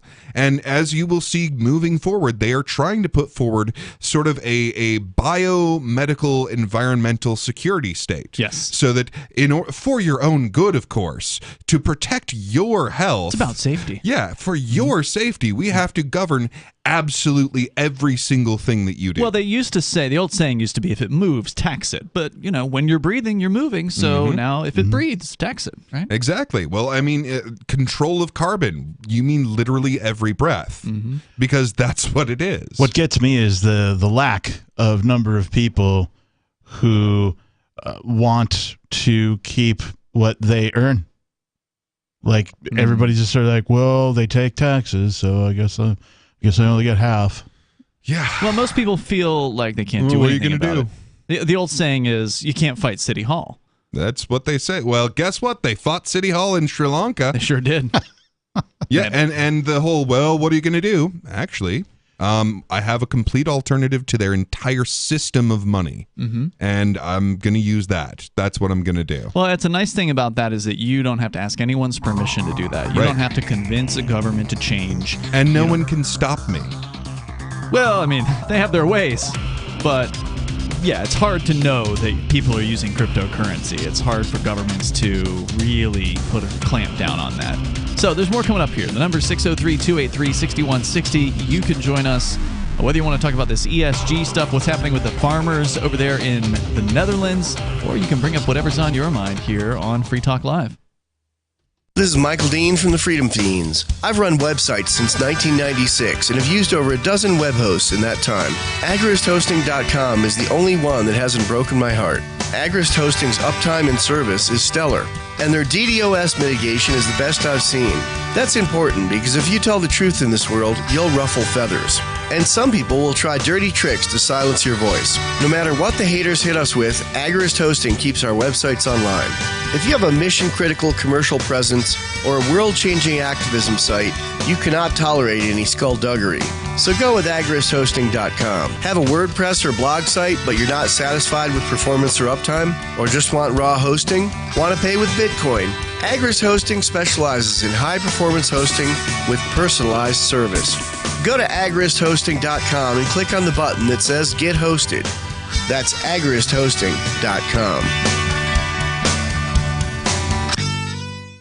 The new 4th edition of Healing Our World, The Compassion of Libertarianism, will take your understanding of liberty to a deeper level and has over 1,300 updated references, new cartoons, and a foreword by Dr. Ron Paul. With discounts for multiple book purchases, the 4th edition of Healing Our World is a great gift for the liberals, pragmatists, environmentalists, and Christians in your life who think libertarianism is cold-hearted. Get yours today at healing.freetalklive.com and use promo code FTL for a $5 discount. Tired of cancel culture? Sick of mega tech corporations holding an axe over your head? Join the LRN.FM Matrix chat server. It's self-hosted, so no one else can tell us what to do or say. Don't like the existing channels? You can make your own. You can even connect into some of our channels from other Matrix servers. It's federated. For the full LRN.FM Matrix experience, though, you should join our server via the step-by-step instructions at chat.lrn.fm. Chat.lrn.fm. First things first, you should offer, not ask, to renegotiate. I'm Holland Cook with Inflation Hacks. For instant savings, make a list. Video and music streaming services, insurance premiums, your cable bill, your cell phone plan, that gym membership you stopped using by February, all those recurring costs that hit your credit card like clockwork every month. And about that card, tell them you want a lower rate. Many who do get one. And if you don't, because credit cards are stealing each other's customers, sign up for a new one with an introductory 0% balance transfer offer so you at least stop the clock on what you already owe. How are you coping? Post your inflation hacks at andyoucanquoteme.com. If you want to know the latest about Free Talk Live before we go on the air, all you need to decide is how you want it delivered. It's your choice. Visit news.freetalklive.com to receive our usually weekly news updates by email. Plus, we have a Twitter account at twitter.freetalklive.com, and you can follow us on the decentralized Mastodon platform at toot.freetalklive.com. So please follow us at toot.freetalklive.com and sign up for our emails at news.freetalklive.com. Are you tired of your taxes funding endless occupations around the world? Antiwar.com is run by people who understand that wars abroad become wars at home, wars on our freedoms.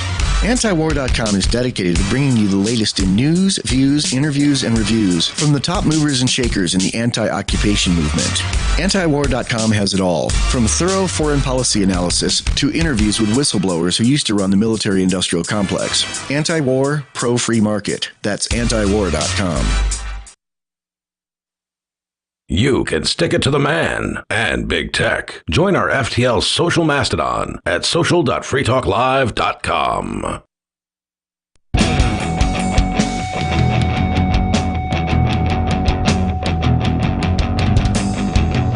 It's Free Talk Live Saturday show. You can join us here. Phones are open at 603-283-6160. Bring up whatever you want to discuss. We've been talking, overarching discussion has been about protests from Sri Lanka to the Netherlands, where farmers in the Netherlands are blocking food distribution centers, spraying police and government buildings apparently with manure.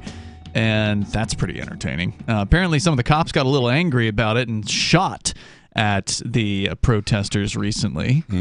So we got on the 5th. I believe that was before they started spreading manure, but I think it was double check. I feel like, well, yeah, we should double check that. But I feel like I saw the manure photos a few days ago. But then again, that would have been probably the 5th by now. So you might be right.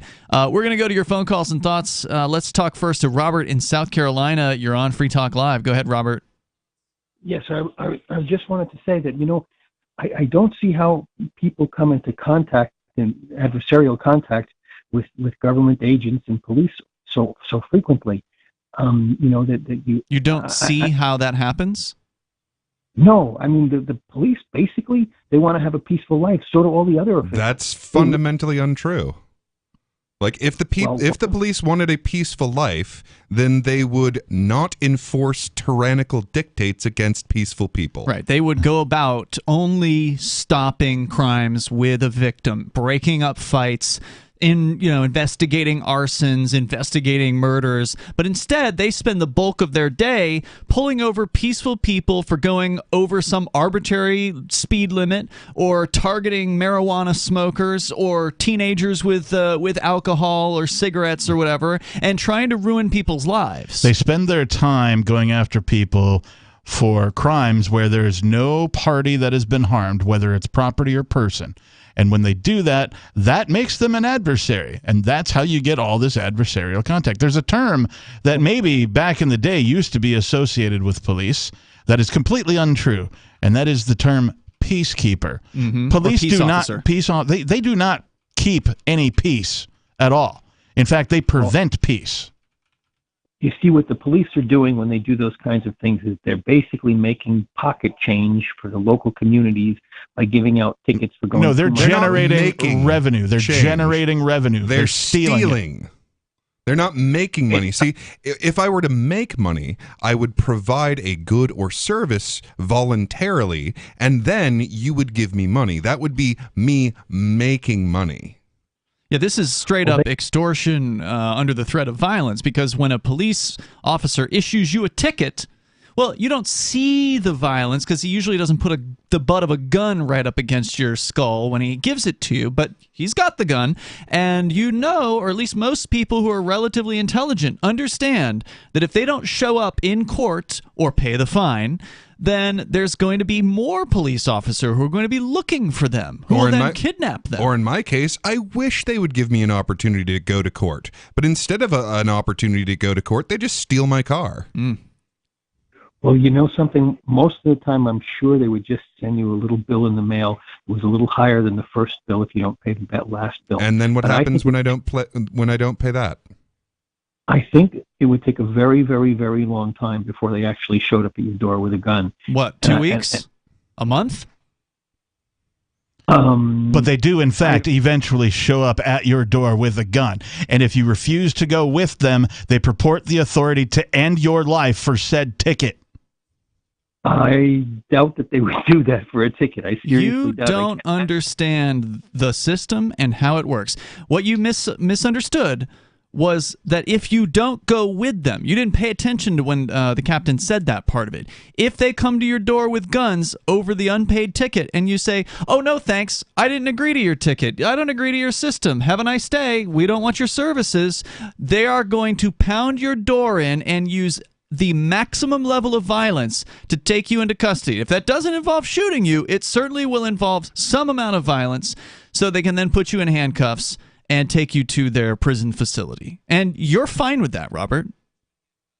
You know something, I can't even imagine that. I know, you just can't even imagine. You also can't even imagine not paying a ticket.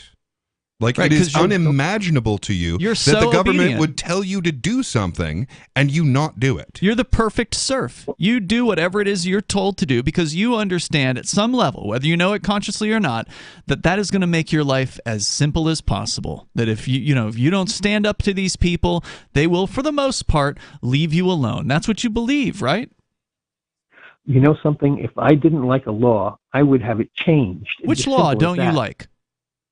There's no law that I don't like. Wow. There's no law that I don't You are like. so thoughtless and unaware that you can't even pick one law of the God knows how many hundreds of thousands, if not millions of them that exist in the United States. You can't even find one that you want to see changed. That's how obedient and how much of a bootlicker you are. In Germany, one time I saw a little bit of a law that I didn't like, and I mentioned it to my Strafrecht professor, which means criminal law professor. And he grunted a little bit. And you know something? The next time I looked at that law book, that law had been changed. Wow. All you had to do was talk to a professor? That's amazing. Absolutely. Why don't you go back to Yeah, Germany? Apparently, Robert's a real mover and a shaker. Well, he's got the professors in Germany- contacts. He knows the It was people. It was not intentional. My but they professor did- grunted. The law was changed. Well, let me give you an example. So, do you agree with Roe v. Wade being overturned? I'm against abortion, so yeah. So you were against that law when it was in place.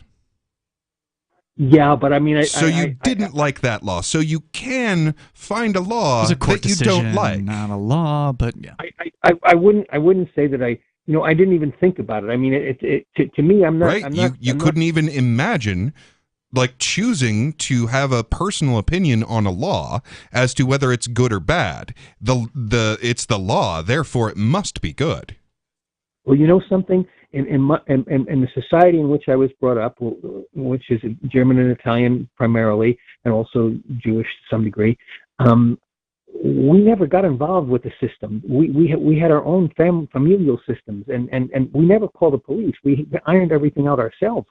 That's good, because if you call the police, they're likely to kill somebody or possibly shoot your dog. And I do think that is a much better way of dealing with problems, is to iron them out yourself as individuals, as families, if you have family ties with the people that you have troubles with. Were you just laughing there at the idea of the police killing family members or dogs?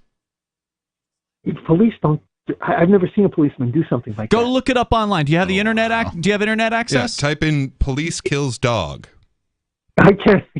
Well, you know something? There's an unbelievable storage of footage of police shooting dogs. And this is the wall that we run into when talking to people. It's that we'll tell people something. They don't believe we it. will cite the evidence that exists. We will tell them where to go to find the evidence. They won't do it. And they won't do it. They're just in such a state of denial that this is how reality is, as opposed to what he's thinking, that they won't even bother to go and look. Well, sure. Do you know how rare that must be for a policeman to shoot a dog? No, sir. It's one of you would be surprised. I'm pretty sure it happens literally every day. There's a whole website somewhere that tracks in the it. United States. There's a website that tracks how often dogs are shot by police and in which states. And they have no shortage of content, Robert. You don't want to believe it's literally standard practice. If they find a dog when they're breaking into your home, they will shoot it.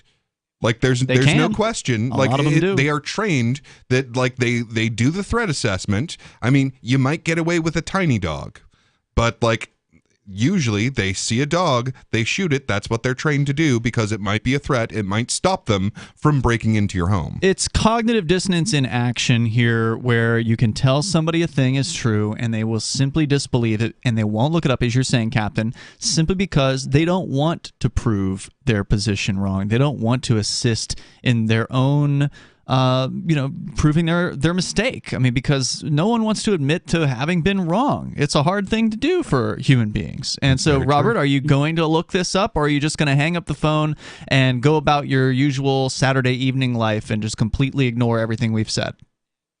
My usual Saturday evening life is I'm a news and information junkie. I know things that thousands. All right, well then go and look up the news about the police shooting dogs, and just start there. And then maybe you'll find some news about the police shooting innocent humans. Mm-hmm. And maybe you'll find some of the news about the police arresting peaceful people for things like possession of a plant or possession of an inert chemical or whatever. Well, and he sort of outlined the fundamental distinction. So in one way, you have a person relating to an idea, to a nation, to a group, and that's what gives him his subservience. In a completely different way, you have people connecting to each other like in a family system. PuppySideDB.com. PuppySideDB.com.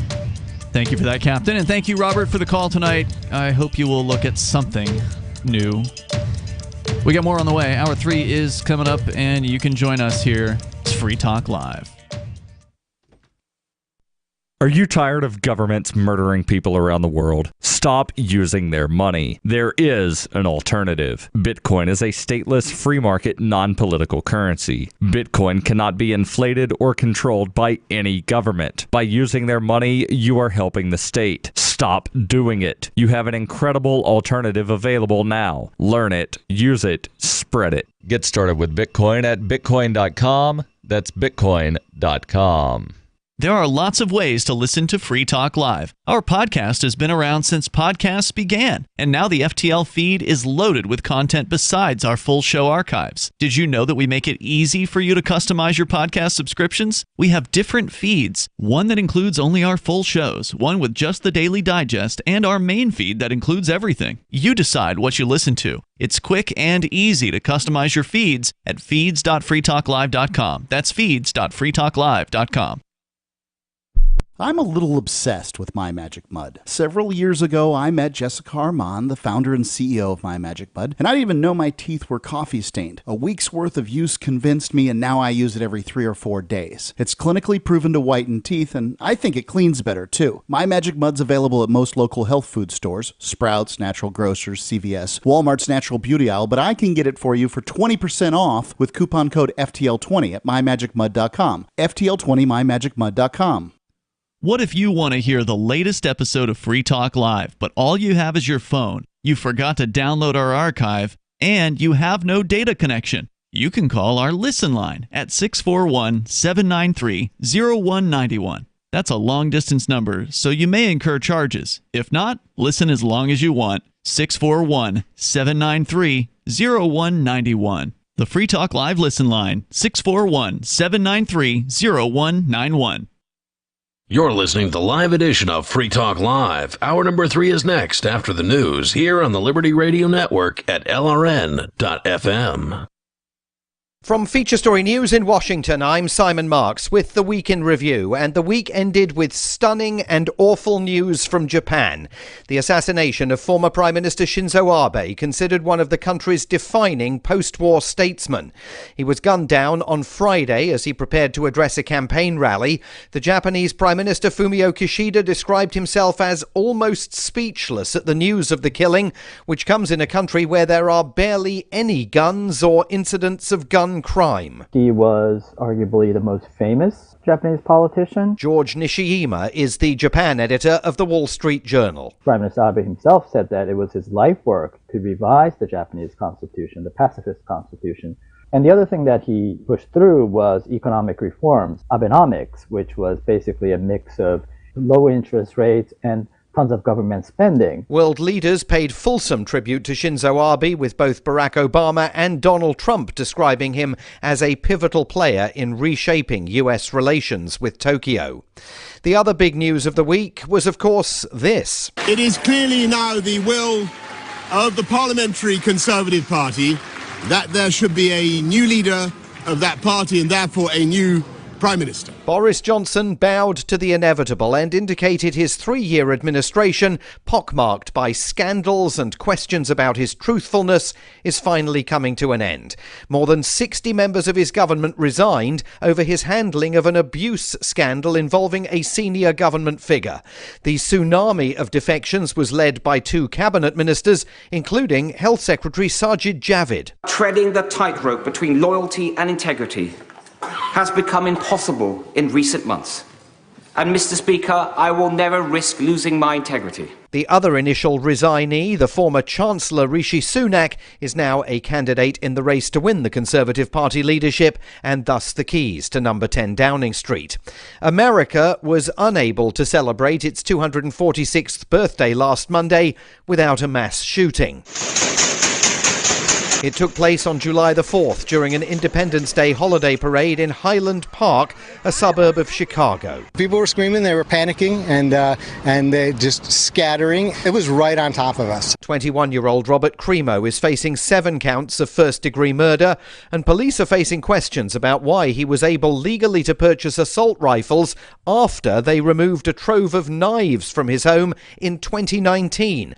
The actor James Caan died this week at the age of 82. He's best remembered for the role of Sonny Corleone in The Godfather, but in a 60-year career starred opposite everyone from John Wayne to Adam Sandler. He was nominated for 4 Golden Globes, an Emmy and an Oscar. From bureaus worldwide, this is FSN. Consumer confidence in the US will become apparent this coming week with the release of the latest monthly retail sales and sentiment data. Strong hiring, meanwhile, suggests another aggressive rate hike could be on the cards when the Federal Reserve meets later this month. With the preview, FSN's Nick Harper. We're still a couple of weeks away from the next Federal Reserve meeting, but the growing consensus is that the Fed will forge ahead with a second 0.75% interest rate rise. Monthly jobs data on Friday showed better than expected hiring, helping strengthen that argument for more aggressive rate hikes to combat inflation. In the week ahead, US retail sales will be in focus. With consumer spending accounting for 2/3 of economic activity, these figures will be watched closely to see if Americans are still spending, despite inflation still hovering around a 40-year high. Adding to that picture of how confident Americans currently feel will be the consumer sentiment data, also out on Friday. I'm Nick Harper in Washington. Another 7.5 million Australians are about to become eligible to receive a second COVID-19 booster shot as fears grow about rising infections. From Brisbane, Sean Bindley reports. People aged 30 and over are also being given the option to get the jab from next Monday. The interval between injections has also been reduced to 3 months, down from 4. The move is designed to provide additional protection against the surge of new variants and reduce the burden on hospital systems in coming months. In Brisbane, I'm Sean Bindley. Stories will follow in the coming week: the emerging contest to succeed Boris Johnson, President Biden's controversial travel to Israel and Saudi Arabia, and the possibility of a renewed face mask mandate in Los Angeles, where COVID cases are soaring. Those stories here and on our TV and radio partner networks worldwide. And that's the Week in Review from Feature Story News. Simon Marks reporting. Publicists everywhere agreed this week that the nation's celebrities are in dire need of more fame, stressing that all 6 billion of the world's populace should know every U.S. celebrity by name and face by now. Publicists are calling for an emergency influx of buzz, heat, press, and word of mouth to be administered to the nation's celebrities immediately in order to prevent crucial fame levels from becoming dangerously low. Novelist Edward Milligan told reporters this week that in his new book, By the Water's Edge, he has fleshed out in meticulous detail his own huge and stunningly shitty world. Using in-depth research and the power of his own imagination, Milligan was able to conjure out of thin air every hackneyed character, trite street name, and horseshit backstory in the fictional town of Connors Cove. The complete hack proudly said he has created a universe that readers will feel they can actually reach out and touch. Sources say the prolific writer has not yet been punched repeatedly in the face. In other news, McDonald's opens a new senior citizen play place. This is the Onion News Network.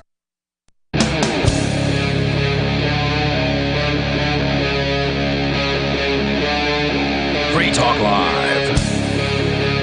It's Free Talk Live. We're kicking off the third hour of the program. Whether you want to comment on the farmers in the Netherlands doing a very effective protest, locking down some of the distribution centers, spraying manure on police and government buildings. Very interesting stuff happening there. With you tonight, it's Ian, Bigless Mountaineer, and the captain. Also, the people of Sri Lanka uprising and basically throwing the prime minister and the president out by setting one of their houses on fire and taking over the other, and just doing with hundreds of thousands of protesters. Interesting stuff happening all across the planet right now, but also interesting your phone calls. The number 603-283-6160. Captain, you had something you wanted to add in here about the conversation regarding shooting dogs. The police, our last caller, couldn't believe that the police would shoot a dog ever. At all, but he said that even if they it's did, got to be rare. It's got to be hardly ever happens. And we said, well, there's a website that tracks this stuff, but none of the three of us in the studio really had any kind of numbers. We weren't prepared. It's open phones. We didn't know that conversation we were going to be happen. talking about police shooting dogs today. But you looked it up, Captain, and it turns out it's way more often than I would have imagined. Mm-hmm. So John Whitehead is a prolific libertarian-style writer. Mm-hmm. This is from OvertonCountyNews.com. It is estimated that a dog is shot by a police officer every 98 minutes. Wow. The Department of Justice, so this is government's own numbers, the Department of Justice estimates that at least 25 dogs are killed by police every day. So that's more than every hour. So during this program, at least 3 dogs have been shot by police. Killed. He said killed. Killed, yeah. Because there's probably dogs that get shot and they might make it. Yeah.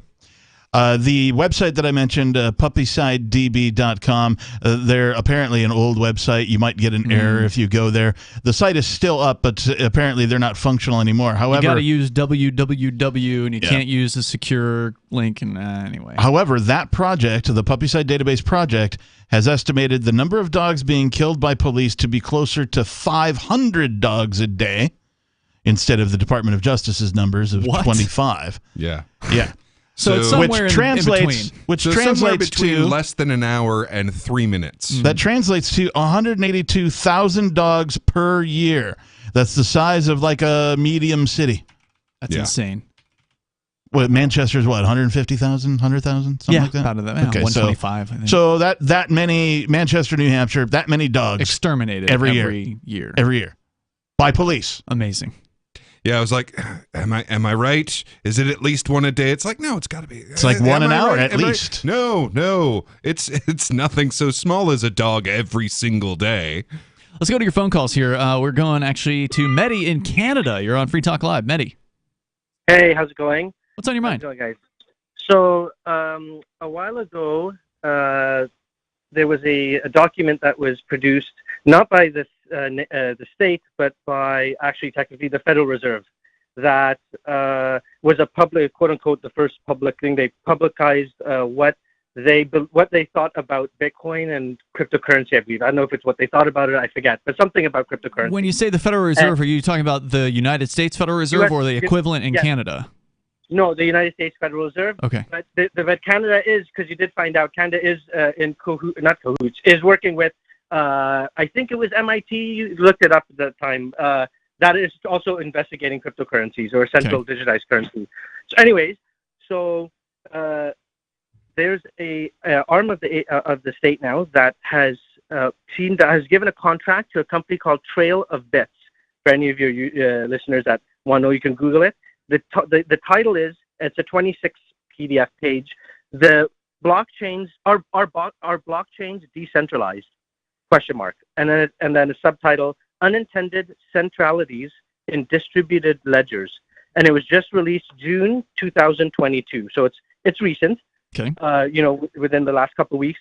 It says Distribution Statement A approved for public release. Distribution unlimited.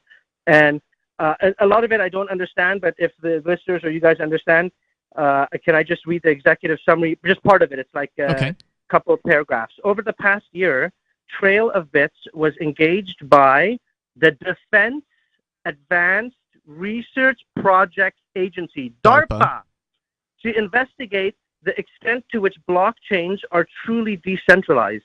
We focus primarily on the two most popular blockchains, Bitcoin and Ethereum. We also investigated proof of stake or POS blockchains and they are a POS. Byzantine fault-tolerant consensus protocols in general. This report provides a high-level summary of results from the academic literature, as well as our novel research on software centrality and the topology of the Bitcoin consensus network.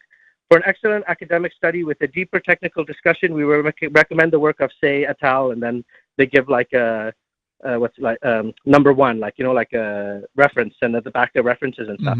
And they have like certain key findings, like they say something that I wasn't aware of. Of all Bitcoin traffic, it says 60% traverses just 3 ISPs. Really? Yeah, that's what these guys found here. Well, I mean, that's basically the cable companies, right? There's very few in the United States. I think there's really 2, maybe 3 cable companies. So, I mean, that kind of makes sense. Yeah, ISPs are basically a cartel at this point. So there you go. So they had that, and then they said when nodes have an out-of-date or incorrect view of the network, this lowers the percentage, I don't know what this means, of the hash rate necessary to execute a standard 51% attack. Moreover, only the nodes operated by mining pools need to be degraded to carry out such an attack. For example, during the first half of 2021, the actual cost of a 51% attack on Bitcoin was closer to 49% of the hash rate. I don't know how significant that is, but it's up and below 50, so I think that might be significant. So they don't give an estimate of what that would cost? Because as I understand it, there's a lot of money being poured into mining Bitcoin, so you'd have to spend quite a bit to attack 51% or 49%, either way of the network. It would be very expensive, and that's why you don't see people doing it. You can do it with the smaller coins very cheaply by comparison. You also don't even see the governments doing it. I mean, basically, they haven't done an effective 51% attack because you can't. I mean, if the governments could knock Bitcoin out, they would. They would have by now. Yeah. Especially the U.S. government. But it sounds like they're trying to figure out if they can, and that's the point of this whole research paper, right? and it's DARPA. And it's DARPA. They're the top edge or whatever, right? And they're releasing it publicly. Like, I wonder how many other companies, or not companies, how many other arms of the state also are, how this is factoring in this new blockchain technology. Can I just read the conclusions of this? Sure. It's just a paragraph. Yeah, it's interesting. In this report, we identified several scenarios in which blockchain immutability, which means, I think, like security, is called into question not by exploring cryptographic vulnerabilities, but instead by subverting the properties of a blockchain's implementation, networking, or consensus protocol. Like you're saying, it's the ISPs, it's the other things outside of actual cryptography. A subset of a blockchain's participants can garner excessive centralized control over the entire system. A majority of Bitcoin nodes have significant incentives to behave dishonestly, and in fact, there is no known way to create any permissionless blockchain that is impervious to malicious nodes without having a TTP. I don't know what TTP stands for. It's a computer thing. We provided updated data on the Nakamoto coefficient. So it's for numerous blockchains, and proposed a new metric for blockchain centrality based on nodes' topological influence on consensus. And Nakamoto coefficient is basically the closer it is to 1, the more centralized the thing is, whatever they're measuring. Yeah. So the problem with attacking this from the side, as they're suggesting, is that the network would then adapt to that change. So, like, if you took down the three servers that are the 3 ISPs that are doing all of this, okay, well, that means that suddenly it's a lot cheaper to mine. So a lot more nodes in a lot of other places will come online and start mining because it's a market response. Yeah, it's interesting though, Mehdi, and thank you for the call tonight. I do appreciate bringing up that they're trying to figure out how to take this stuff down. Yeah, DARPA is the ones trying to look at this. Didn't they create the internet back in the day? Kind of. So we got more coming up here, and you can join us as well, whether you want to talk about Puppycide, massive protests globally, the cops, whatever's on your mind. Do you feel like your nation, state, or community no longer holds your values? Have you dreamt of a place where people agree that liberty is important and are free to pursue their projects so long as they respect the property of others? There are many people just like you that are discovering freeprivatecities.com. Their social media links are at the upper right of the page at freeprivatecities.com. All skill levels will be needed when the first of the Free Private Cities opens. It's sooner than you think. Stop arguing and build. freeprivatecities.com. There are basically two types of advertising, direct response and branding. Radio's great for direct response with its low cost to listener ratio, but audio can't be beat for branding, which is a longer term endeavor. You want to be the first thing that someone thinks of when they think about your product or service. If you have a local business that you want kept top of mind in your community, call the station. If you need national reach, Free Talk Live's got around 200 radio stations, millions of monthly listening sessions, can suit all budgets, and if we don't think we're right for you, we'll tell you. Email me, mark@freetalklive.com. After a devastating war, the alien visitors were driven back, and their willing human collaborators were left behind to face the music.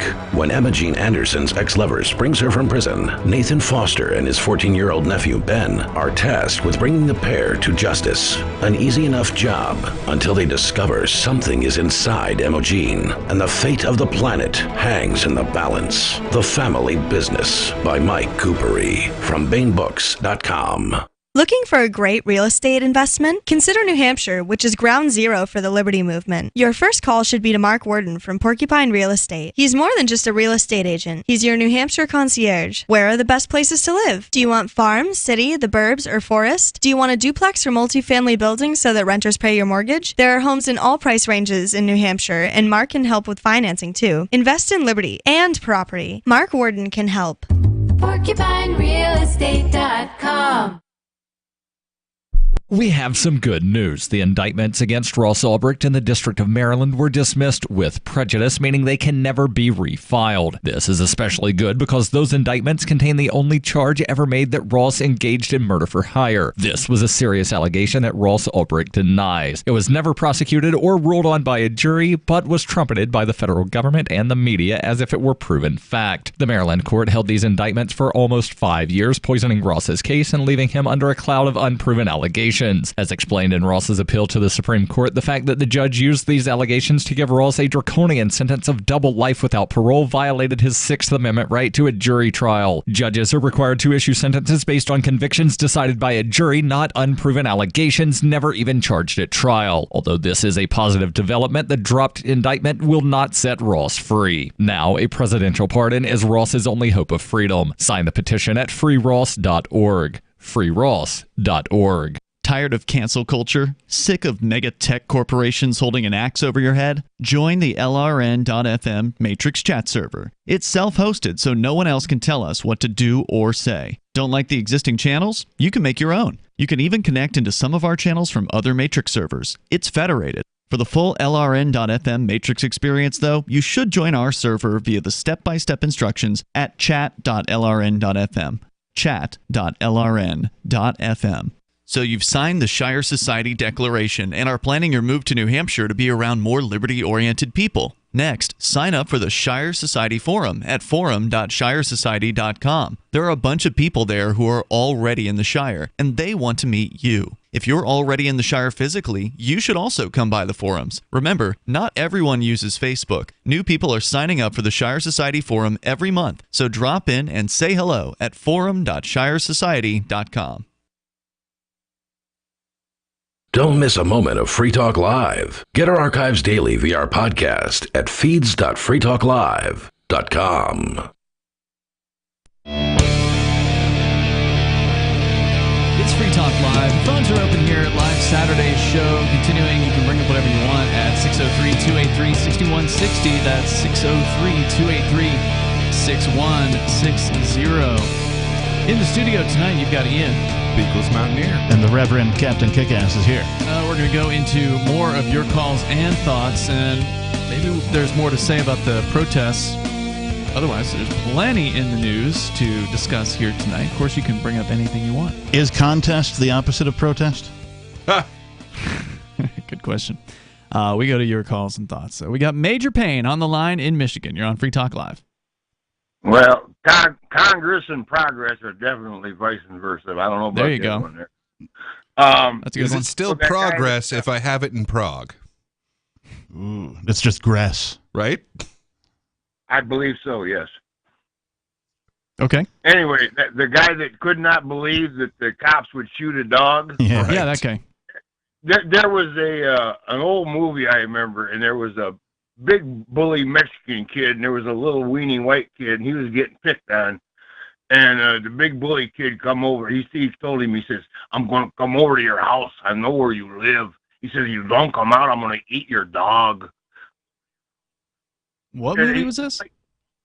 I don't remember. This was like probably 30 years ago or better I saw this movie. I cannot remember. It bugs me still to this day. But anyway, it's like this guy never met a cop or the schoolyard bully. Well, he'd probably also be, taken aback to learn that the schoolyard bully has become the cop. Yeah. Yeah, it really does emphasize the difference in information base. Because, like, I have viewed footage of, like, a dog being shot for absolutely no reason whatsoever by police. Too many times. Yep. And not one of those, like, oh, we're invading your house and we want to not get bit, because that might be not a good reason, but there is a reason for it. There was a sheriff up here in Alpena County during the 50s and 60s who used to drive around and shoot cats out of his car all day. Wow. Just laugh about it, you know. That's just the kind of people that you're talking about. I mean, that's this job attracts a certain type of individual. I'm not saying that's true for all cops, because I think some of them do get into it for good reasons, but it certainly does attract the psychos and the sickos. And sometimes a guy gets into it for noble reasons or noble intent and becomes the psycho as a result of being employed by a system based on violence. And being surrounded by them. Major, anything else? Go ahead. The same thing happens in politics.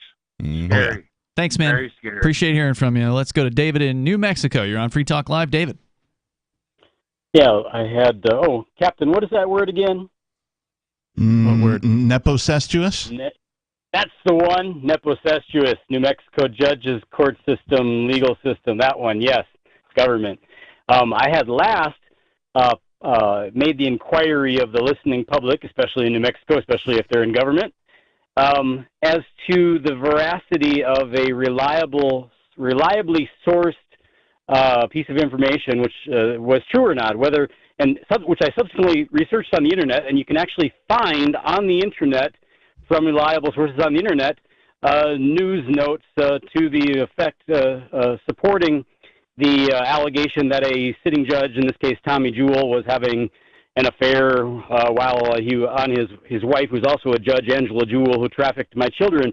There's a second piece that I wanted. All these years I've been wanting to verify, and the listening public in New Mexico, especially in New Mexico government that is nepocestuous, can answer this question. There was also an allegation from a reliable source that the same couple, Judge Tommy Jewell and Judge Angela Jewell. Oh, and Tommy Jewell is once again holding a public position. That is why this is newsworthy, because Tommy Jewell is now on a sheriff's advisory board in Bernalillo County. And so I still have that question, Tommy and Angela Jewell. There was a case that came before you, I am told, where a husband and a wife were divorcing with children, and you did the custody things, Angela Jewell. And the couple ended up having to sell their house, as often happens when people divorce, because they need to pay tens and hundreds of thousands of dollars to the lawyers that are representing them. And this house allegedly ended up being purchased by Tommy and Angela Jewell. This house that was lost. And I need to verify. Couldn't possibly be a conflict of interest there. Wait, just to clarify, maybe I missed what you said. Was one of the Jewels overseeing that case, or was it one of their buddy judges that shuffled it over to them? No, it was Angela Jewell, as the story was narrated to me from a reliable source, and I'm trying to confirm it. Interesting. Well, David, what do you want to give out, an email address or something? How else are you going to get in? Yeah, people can. I don't hide anything. My name is David Olson in New Mexico. I'm David Olson 333 everywhere on the internet, including at Gmail. All right, there you go, David. Thanks for the call tonight. Maybe somebody will get back to him about that. Who knows?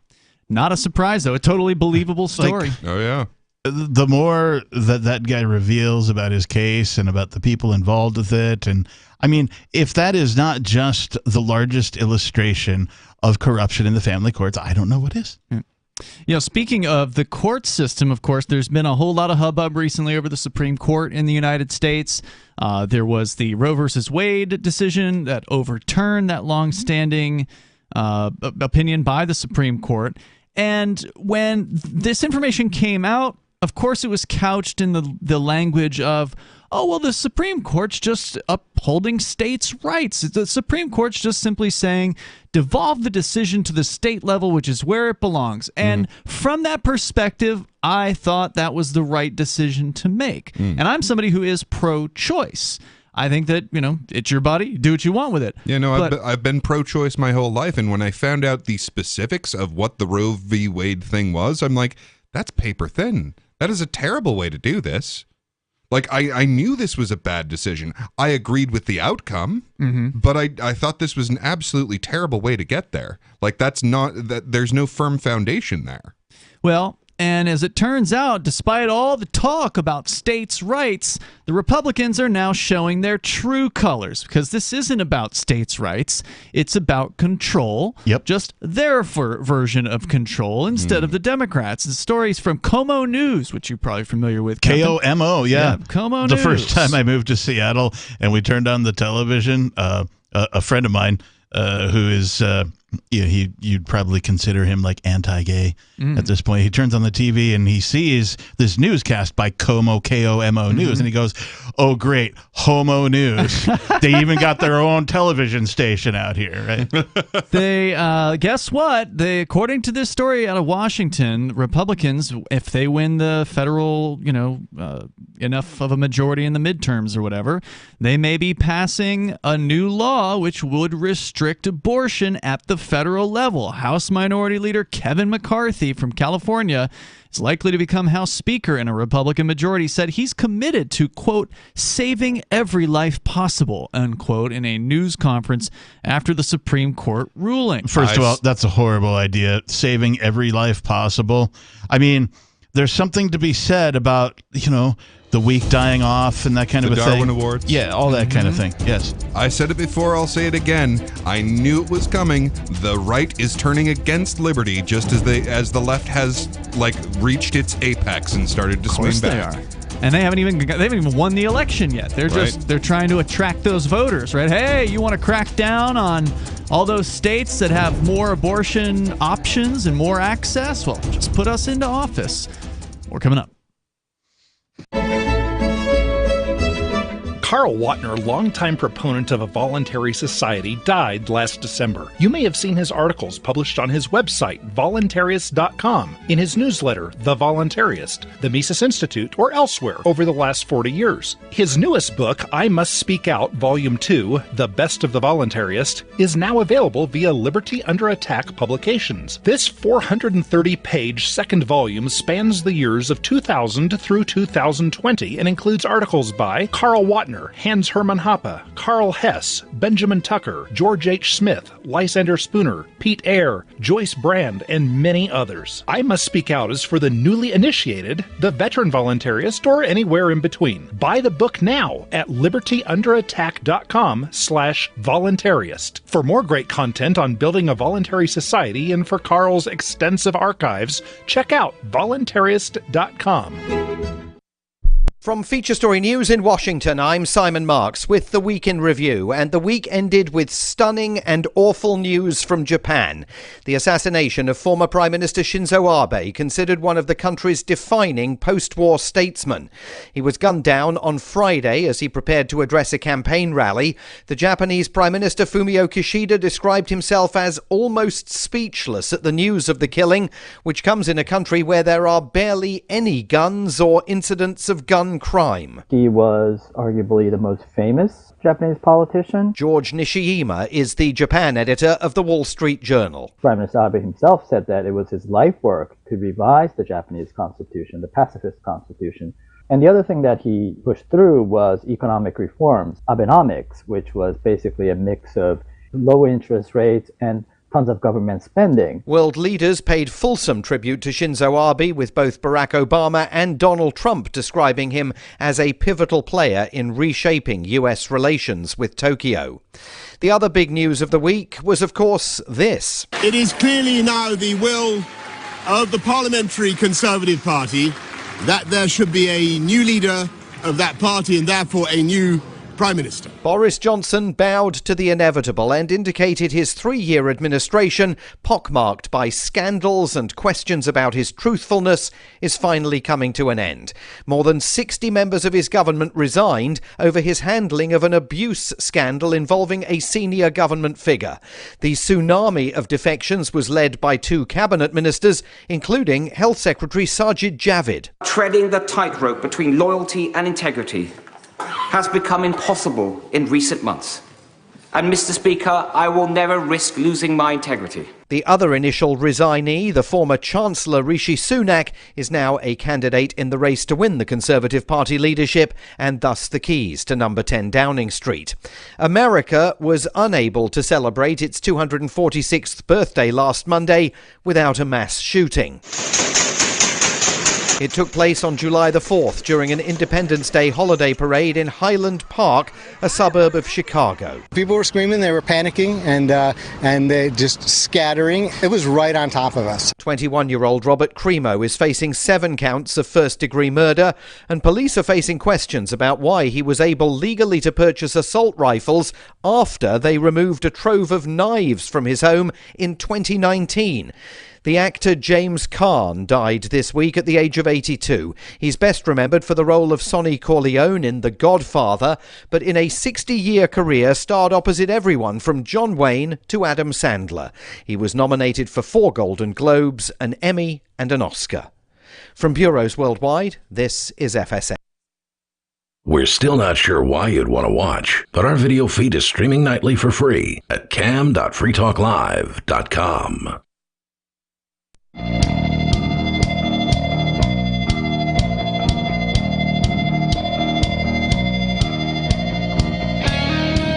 It's Free Talk Live. You can join us here on our number 603-283-6160. That allows you to call in and bring up whatever you want here on this live Saturday episode. 603-283-6160. Here tonight, you've got Ian. Beakless Mountaineer. And the Reverend Captain Kickass. And you can join us online anytime you want, so head on over to freetalklive.com and you can interact with other Free Talk Live listeners as well as some of the hosts of the show on our social media platform. Just go to social.freetalklive.com. You will find that there, and it is Mastodon-based, which means it's open source. We're running it on our server. There's not some big tech mega corporation involved at all.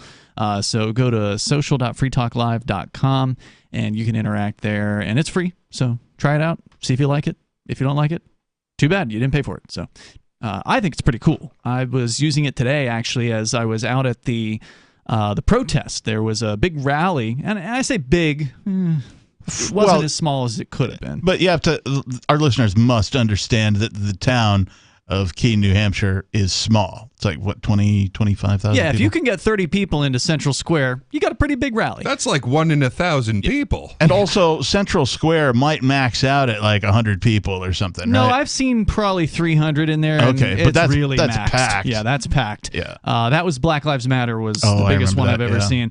The Free Staters put on the 420 rallies there, and that got to about 130, 150, and that was pretty busy. Yeah. So today, it was probably 30 people were there to protest the Free State Project. Also, real quick, I just have to mention that the town square in Keene, New Hampshire is a circle because government made it. It's a fact.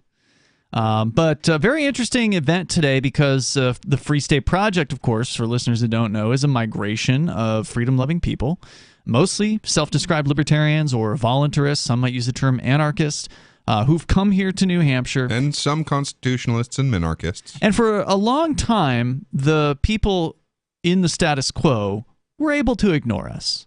And that's, in the early days when there were only a few dozen people who'd made the move here. Oh, they're just crazy. And there was a time at which they laughed at us and they said, you'll never have any success here. You might as well just go home now. And that went on for some number of years, and they laughed at us.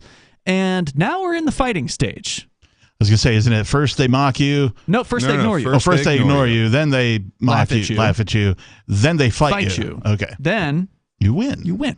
So we're in the fighting stage right now, and I don't have the video together yet, but the endorsements coming from the stage, because they did have speakers today. There were maybe about 30 people attending on the anti-Free State Project side, and maybe half of that, maybe a little more than half of that amount in the pro-Free State Project or the pro-liberty side of things. So it was a pretty good turnout all around. We had people coming from as far away as the Seacoast and Manchester to visit Keene Central Square, because this was the largest protest of this type that I have seen probably thus far. In 2014, there was an anti-Free Keene protest where they had about 20 or 30 people, so a little smaller than this one today. That one was pretty impressive for that time. But recently, in the last year or so, Democrat and hard left groups have been out in the streets in other parts of New Hampshire protesting the Free State Project. But usually there's only been 4 or 5 or 3 people at these other events, and maybe they just weren't as well organized or whatever. And there have been photos of, so I've seen the evidence that these things have existed, and they really barely are even worth mentioning. But still, the Free State Project puts out tweets on their account at Free State NH, usually showing these things and using it as a badge of honor. Like, look, we are so effective now. The Free State types, or the libertarians who've moved here, because not everybody here is part of the Free State Project, but the Free State types in New Hampshire are so effective that the people who support the status quo are protesting regularly. They're having seminars about the Free State Project, just breathlessly, yelling about how terrible the Free Staters are and all the damage. They want freedom for everybody. They hate that. And so that's what they were doing today. But today was the biggest one so far, with, like I said, about 30 people, according to my count, attending this event. And so it got news coverage in advance. The radio station was talking about it, apparently. Like the local talk radio station was covering it this morning and yesterday. And again, the union leader covered it. I think the Keene Sentinel covered it. So it had a lot of buzz going. A lot of hubbub for 30 people. Well, still, that's a big turnout for this area. I'm not going to tell them that they didn't do a good job getting people to come out for this, because they did. And we didn't. Chris, our co-host on Friday night, was bragging, saying, "Oh, we're going to outnumber them." I said, "Don't get cocky." No, and we did not outnumber them. But that said, it's still a huge success to have so many people so upset. And a lot of people wouldn't understand that. Our caller Robert, for instance, would have no understanding of why, if people were angry at you, that's a sign of success. But that's absolutely what it is. Because if you're not having an impact, then they aren't going to talk about you. Yeah, we aim to change things. Right. We aim to make things more free. Like, we didn't come here just to keep it the way it is. Like, it is better than a whole lot of places, and it was better from the very beginning of when this got, elected to be where we would land. It was better than a whole lot of places, but we didn't come here just to keep it the way it is. No, we want more freedom. We love the freedom that we have here, and we want to expand it. We were called, the liberty activism here in New Hampshire was called a well-oiled machine today from the stage. I think that's a little much. They said that, they said it was oiled with Coke money, that all this billionaire oil money was being poured into the movement. There's this whole conspiracy theory. No, this is oiled with Bitcoin money. Thank you very much. Yeah, that wasn't mentioned, surprisingly. They didn't bring up Bitcoin today. They obviously don't know their foe very well. Hey, Koch brothers, I think you forgot to cut somebody a check. Yeah, seriously. I haven't received my paycheck. But this is interesting because they have a whole conspiracy theory surrounding this movement, that it's all centrally controlled. And of course, you have to expect that from these people because they themselves are centrally controlled in that way. Yeah, they they're talk collectivists. And the proof is in the pudding. The event today, I took a photo once they were all out doing their sign holding alongside the Central Square. For listeners that don't know, this is right in the heart of downtown Keene, New Hampshire, in southwest New Hampshire. It's sort of the big city, if you will, with 23,000 population here. But Central Square is where all this stuff happens. They line up alongside with their signs. Every single sign in these people's hands was professionally printed by the Cheshire County Democrats. They even had, like, by the Cheshire... It was written on the signs. Branded. You don't have to do that, by the way. If you're just going to go out and protest, you don't have to put... There's, like, no legal requirement that you put a brand on it or, like, who paid for the signs. They did. And there wasn't one single handmade sign there by the supposed grassroots Democrats. They were all handed out by the Central Party. Wonder how many of them were paid.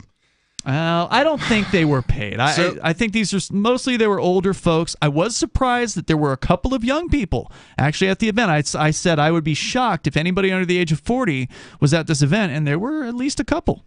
So now, if this was the Tea Party, then they would be correct. Like, what do you mean? One of the things that like really deeply upset me about how things went with the Tea Party, because I mean at the time you had like the Tea Partiers and the Occupy Wall Street people on the two sides, and I loved that. Yeah, that's true. I loved that you had these like populist grassroots uprisings that were against government control on both sides, like government corporate control, because they are the same thing. I went to both of them. Yeah, and the thing that happened to the Tea Party was a whole bunch of Koch money came in, and then they said, well, with all this money, we can start organizing it, and it became part of the Republican Party. It became just this little wing of the Republican Party that even lost its distinction from the rest of it. It's kind of like when you go into business with your friends. I don't recommend you do this. Don't do it. Because nothing will kill a friendship faster than a tough decision when a bunch of money is on the table. Mm-hmm. Especially if the money got loaned by the other friends. Or one guy gets greedy over the other guy, or whatever it is. We got more coming up. If you want to join us here, the story about the protest, that'll be coming later after I get the video out. You'll see that over at freekeene.com. But there's more Free Talk Live coming up. My name is Angel Rach. I'm a mother of 2 teenage children, and I fought all the way to the Supreme Court for the right to use the medicine that saved my life. I've been permanently disabled for 10 years, with an inoperable brain tumor, wasting syndrome, and several other serious conditions. For 4 years, I was in a wheelchair, in so much pain I couldn't even hug my kids. The hardest part was looking in their eyes and seeing how much they were suffering because of my medical condition. The medicine that gave me my life back and gave my kids their mom back was cannabis, also known as medical marijuana. With medical marijuana, I can walk, maintain my weight, and I can be a mom. Without it, my doctors believe that I would die. To learn more about medical marijuana, contact Marijuana Policy Project at 1-877-JOIN-MPP or on the web at mpp.org. The new 4th edition of Healing Our World, The Compassion of Libertarianism, will take your understanding of liberty to a deeper level and has over 1,300 updated references, new cartoons, and a foreword by Dr. Ron Paul. With discounts for multiple book purchases, the 4th edition of Healing Our World is a great gift for the liberals, pragmatists, environmentalists, and Christians in your life who think libertarianism is cold-hearted. Get yours today at healing.freetalklive.com and use promo code FTL for a $5 discount. If you want to know the latest about Free Talk Live before we go on the air, all you need to decide is how you want it delivered. It's your choice. Visit news.freetalklive.com to receive our usually weekly news updates by email. Plus, we have a Twitter account at twitter.freetalklive.com, and you can follow us on the decentralized Mastodon platform at toot.freetalklive.com. So please follow us at toot.freetalklive.com and sign up for our emails at news.freetalklive.com. Why did you move to the Shire? I moved here to the Shire because there's other people around who take liberty just as seriously as I do. I moved to the Shire because I saw videos of people challenging authority and thought that I could get support myself. It called to me, like, do this, right now. I wanted to be around people like me who got it, and once I got here, I knew there was nowhere else that I wanted to be. I've always wanted to change the world. So I moved to the Shire to join people who were actually working towards doing the same thing. The people here are awesome, loving, and positive. It was for the adventure and for the feeling of something important is happening here. And I just wanted to come to sort of be part of that. Visit ShireSociety.com to read and sign the Shire Society Declaration and learn the reasons why, if you love liberty, you should immigrate to the Shire. Plus, connect with others via the forum at ShireSociety.com. That's ShireSociety.com. There are lots of ways to listen to Free Talk Live. Our podcast has been around since podcasts began, and now the FTL feed is loaded with content besides our full show archives. Did you know that we make it easy for you to customize your podcast subscriptions? We have different feeds, one that includes only our full shows, one with just the Daily Digest, and our main feed that includes everything. You decide what you listen to. It's quick and easy to customize your feeds at feeds.freetalklive.com. That's feeds.freetalklive.com. Should you be able to earn an honest living free from senseless government interference? The Institute for Justice thinks so. That's why we've spent years defending hard-working men and women from pointless government regulations. Nationwide, IJ has created opportunity by reducing government power. But there is still more work to be done. Visit our website today at ij.org. Let IJ take care of the government so you can take care of your business. You can help spread the ideas of liberty with our Patreon for just $5 per month at amps.freetalklive.com.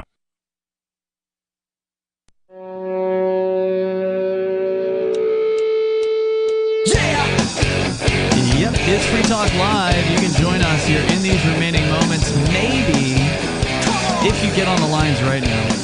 The number is 603-283-6160. That's 603-283-6160. If you don't get in tonight, that's okay. We do the show live 7 nights a week. The captain will return tomorrow night for the Sunday edition. And with you tonight, it is Ian. Beakless Mountaineer. And the captain. Don't forget, you can join us over at freetalklive.com. We're going to go back to your calls and thoughts. We have Oliver on the line in Virginia. You're on Free Talk Live. Go ahead, Oliver. Hey, buddy. First off, I just want to say, y'all, I'm agreeing with you. 10 minutes later, I ain't agreeing with you. But good. It's just a good show. We'll keep you on your toes. toes. But what I want, you do that. And I am pro-life. I just want to put that out there. But Okay. anyway, when you go out there to this utopia in New Hampshire, I think it is. Now, Well, it's not you a talk utopia, whole lot of, but it is freer than a lot of places. okay, well, you talk about a whole lot of bad stuff about police, so I would just like to hear you answer me. How are you going to police this place when somebody does something wrong to somebody else? So do you have a plan for that? Yeah. And I'll get off the phone and turn the radio on. All righty, sir. I thank you. Thanks for the call. Appreciate Thank you it. so much. Good question. Good question. Yeah, what is our plan? Because and that's the thing, people, you might imagine that what we're saying is that the government doesn't do anything necessary, and that's not what we're saying at all. In fact, they take these things that are necessary and they monopolize them. You know, things like food, energy, protection, water, roads, sewage. Yeah, all of the necessities of life, and they monopolize them. It's not that I have a problem with people enforcing security. I have a problem with the fact that I can't fire them. Yeah, so if you subscribe to a security service through a provider of some sort, and they do a bad job, you have the ability to go, you know what, you guys did a bad job. I'm going to go find a different provider who does the job to my satisfaction. You could even say, I'm going to start my own provider and compete with you. Yeah, I can do way better than those guys. I think I'm just going to start a security business. Now, that looks way different than the monopolized police force currently looks. If your local town, county, state, if they do a poor job at being police, you can't fire them. They're still the police. It's very difficult, if not impossible, for you to change any of their policies, any of their actions, And so the monopoly is what keeps them in place and keeps them doing a bad job, regardless of your opinion, regardless of your level of satisfaction.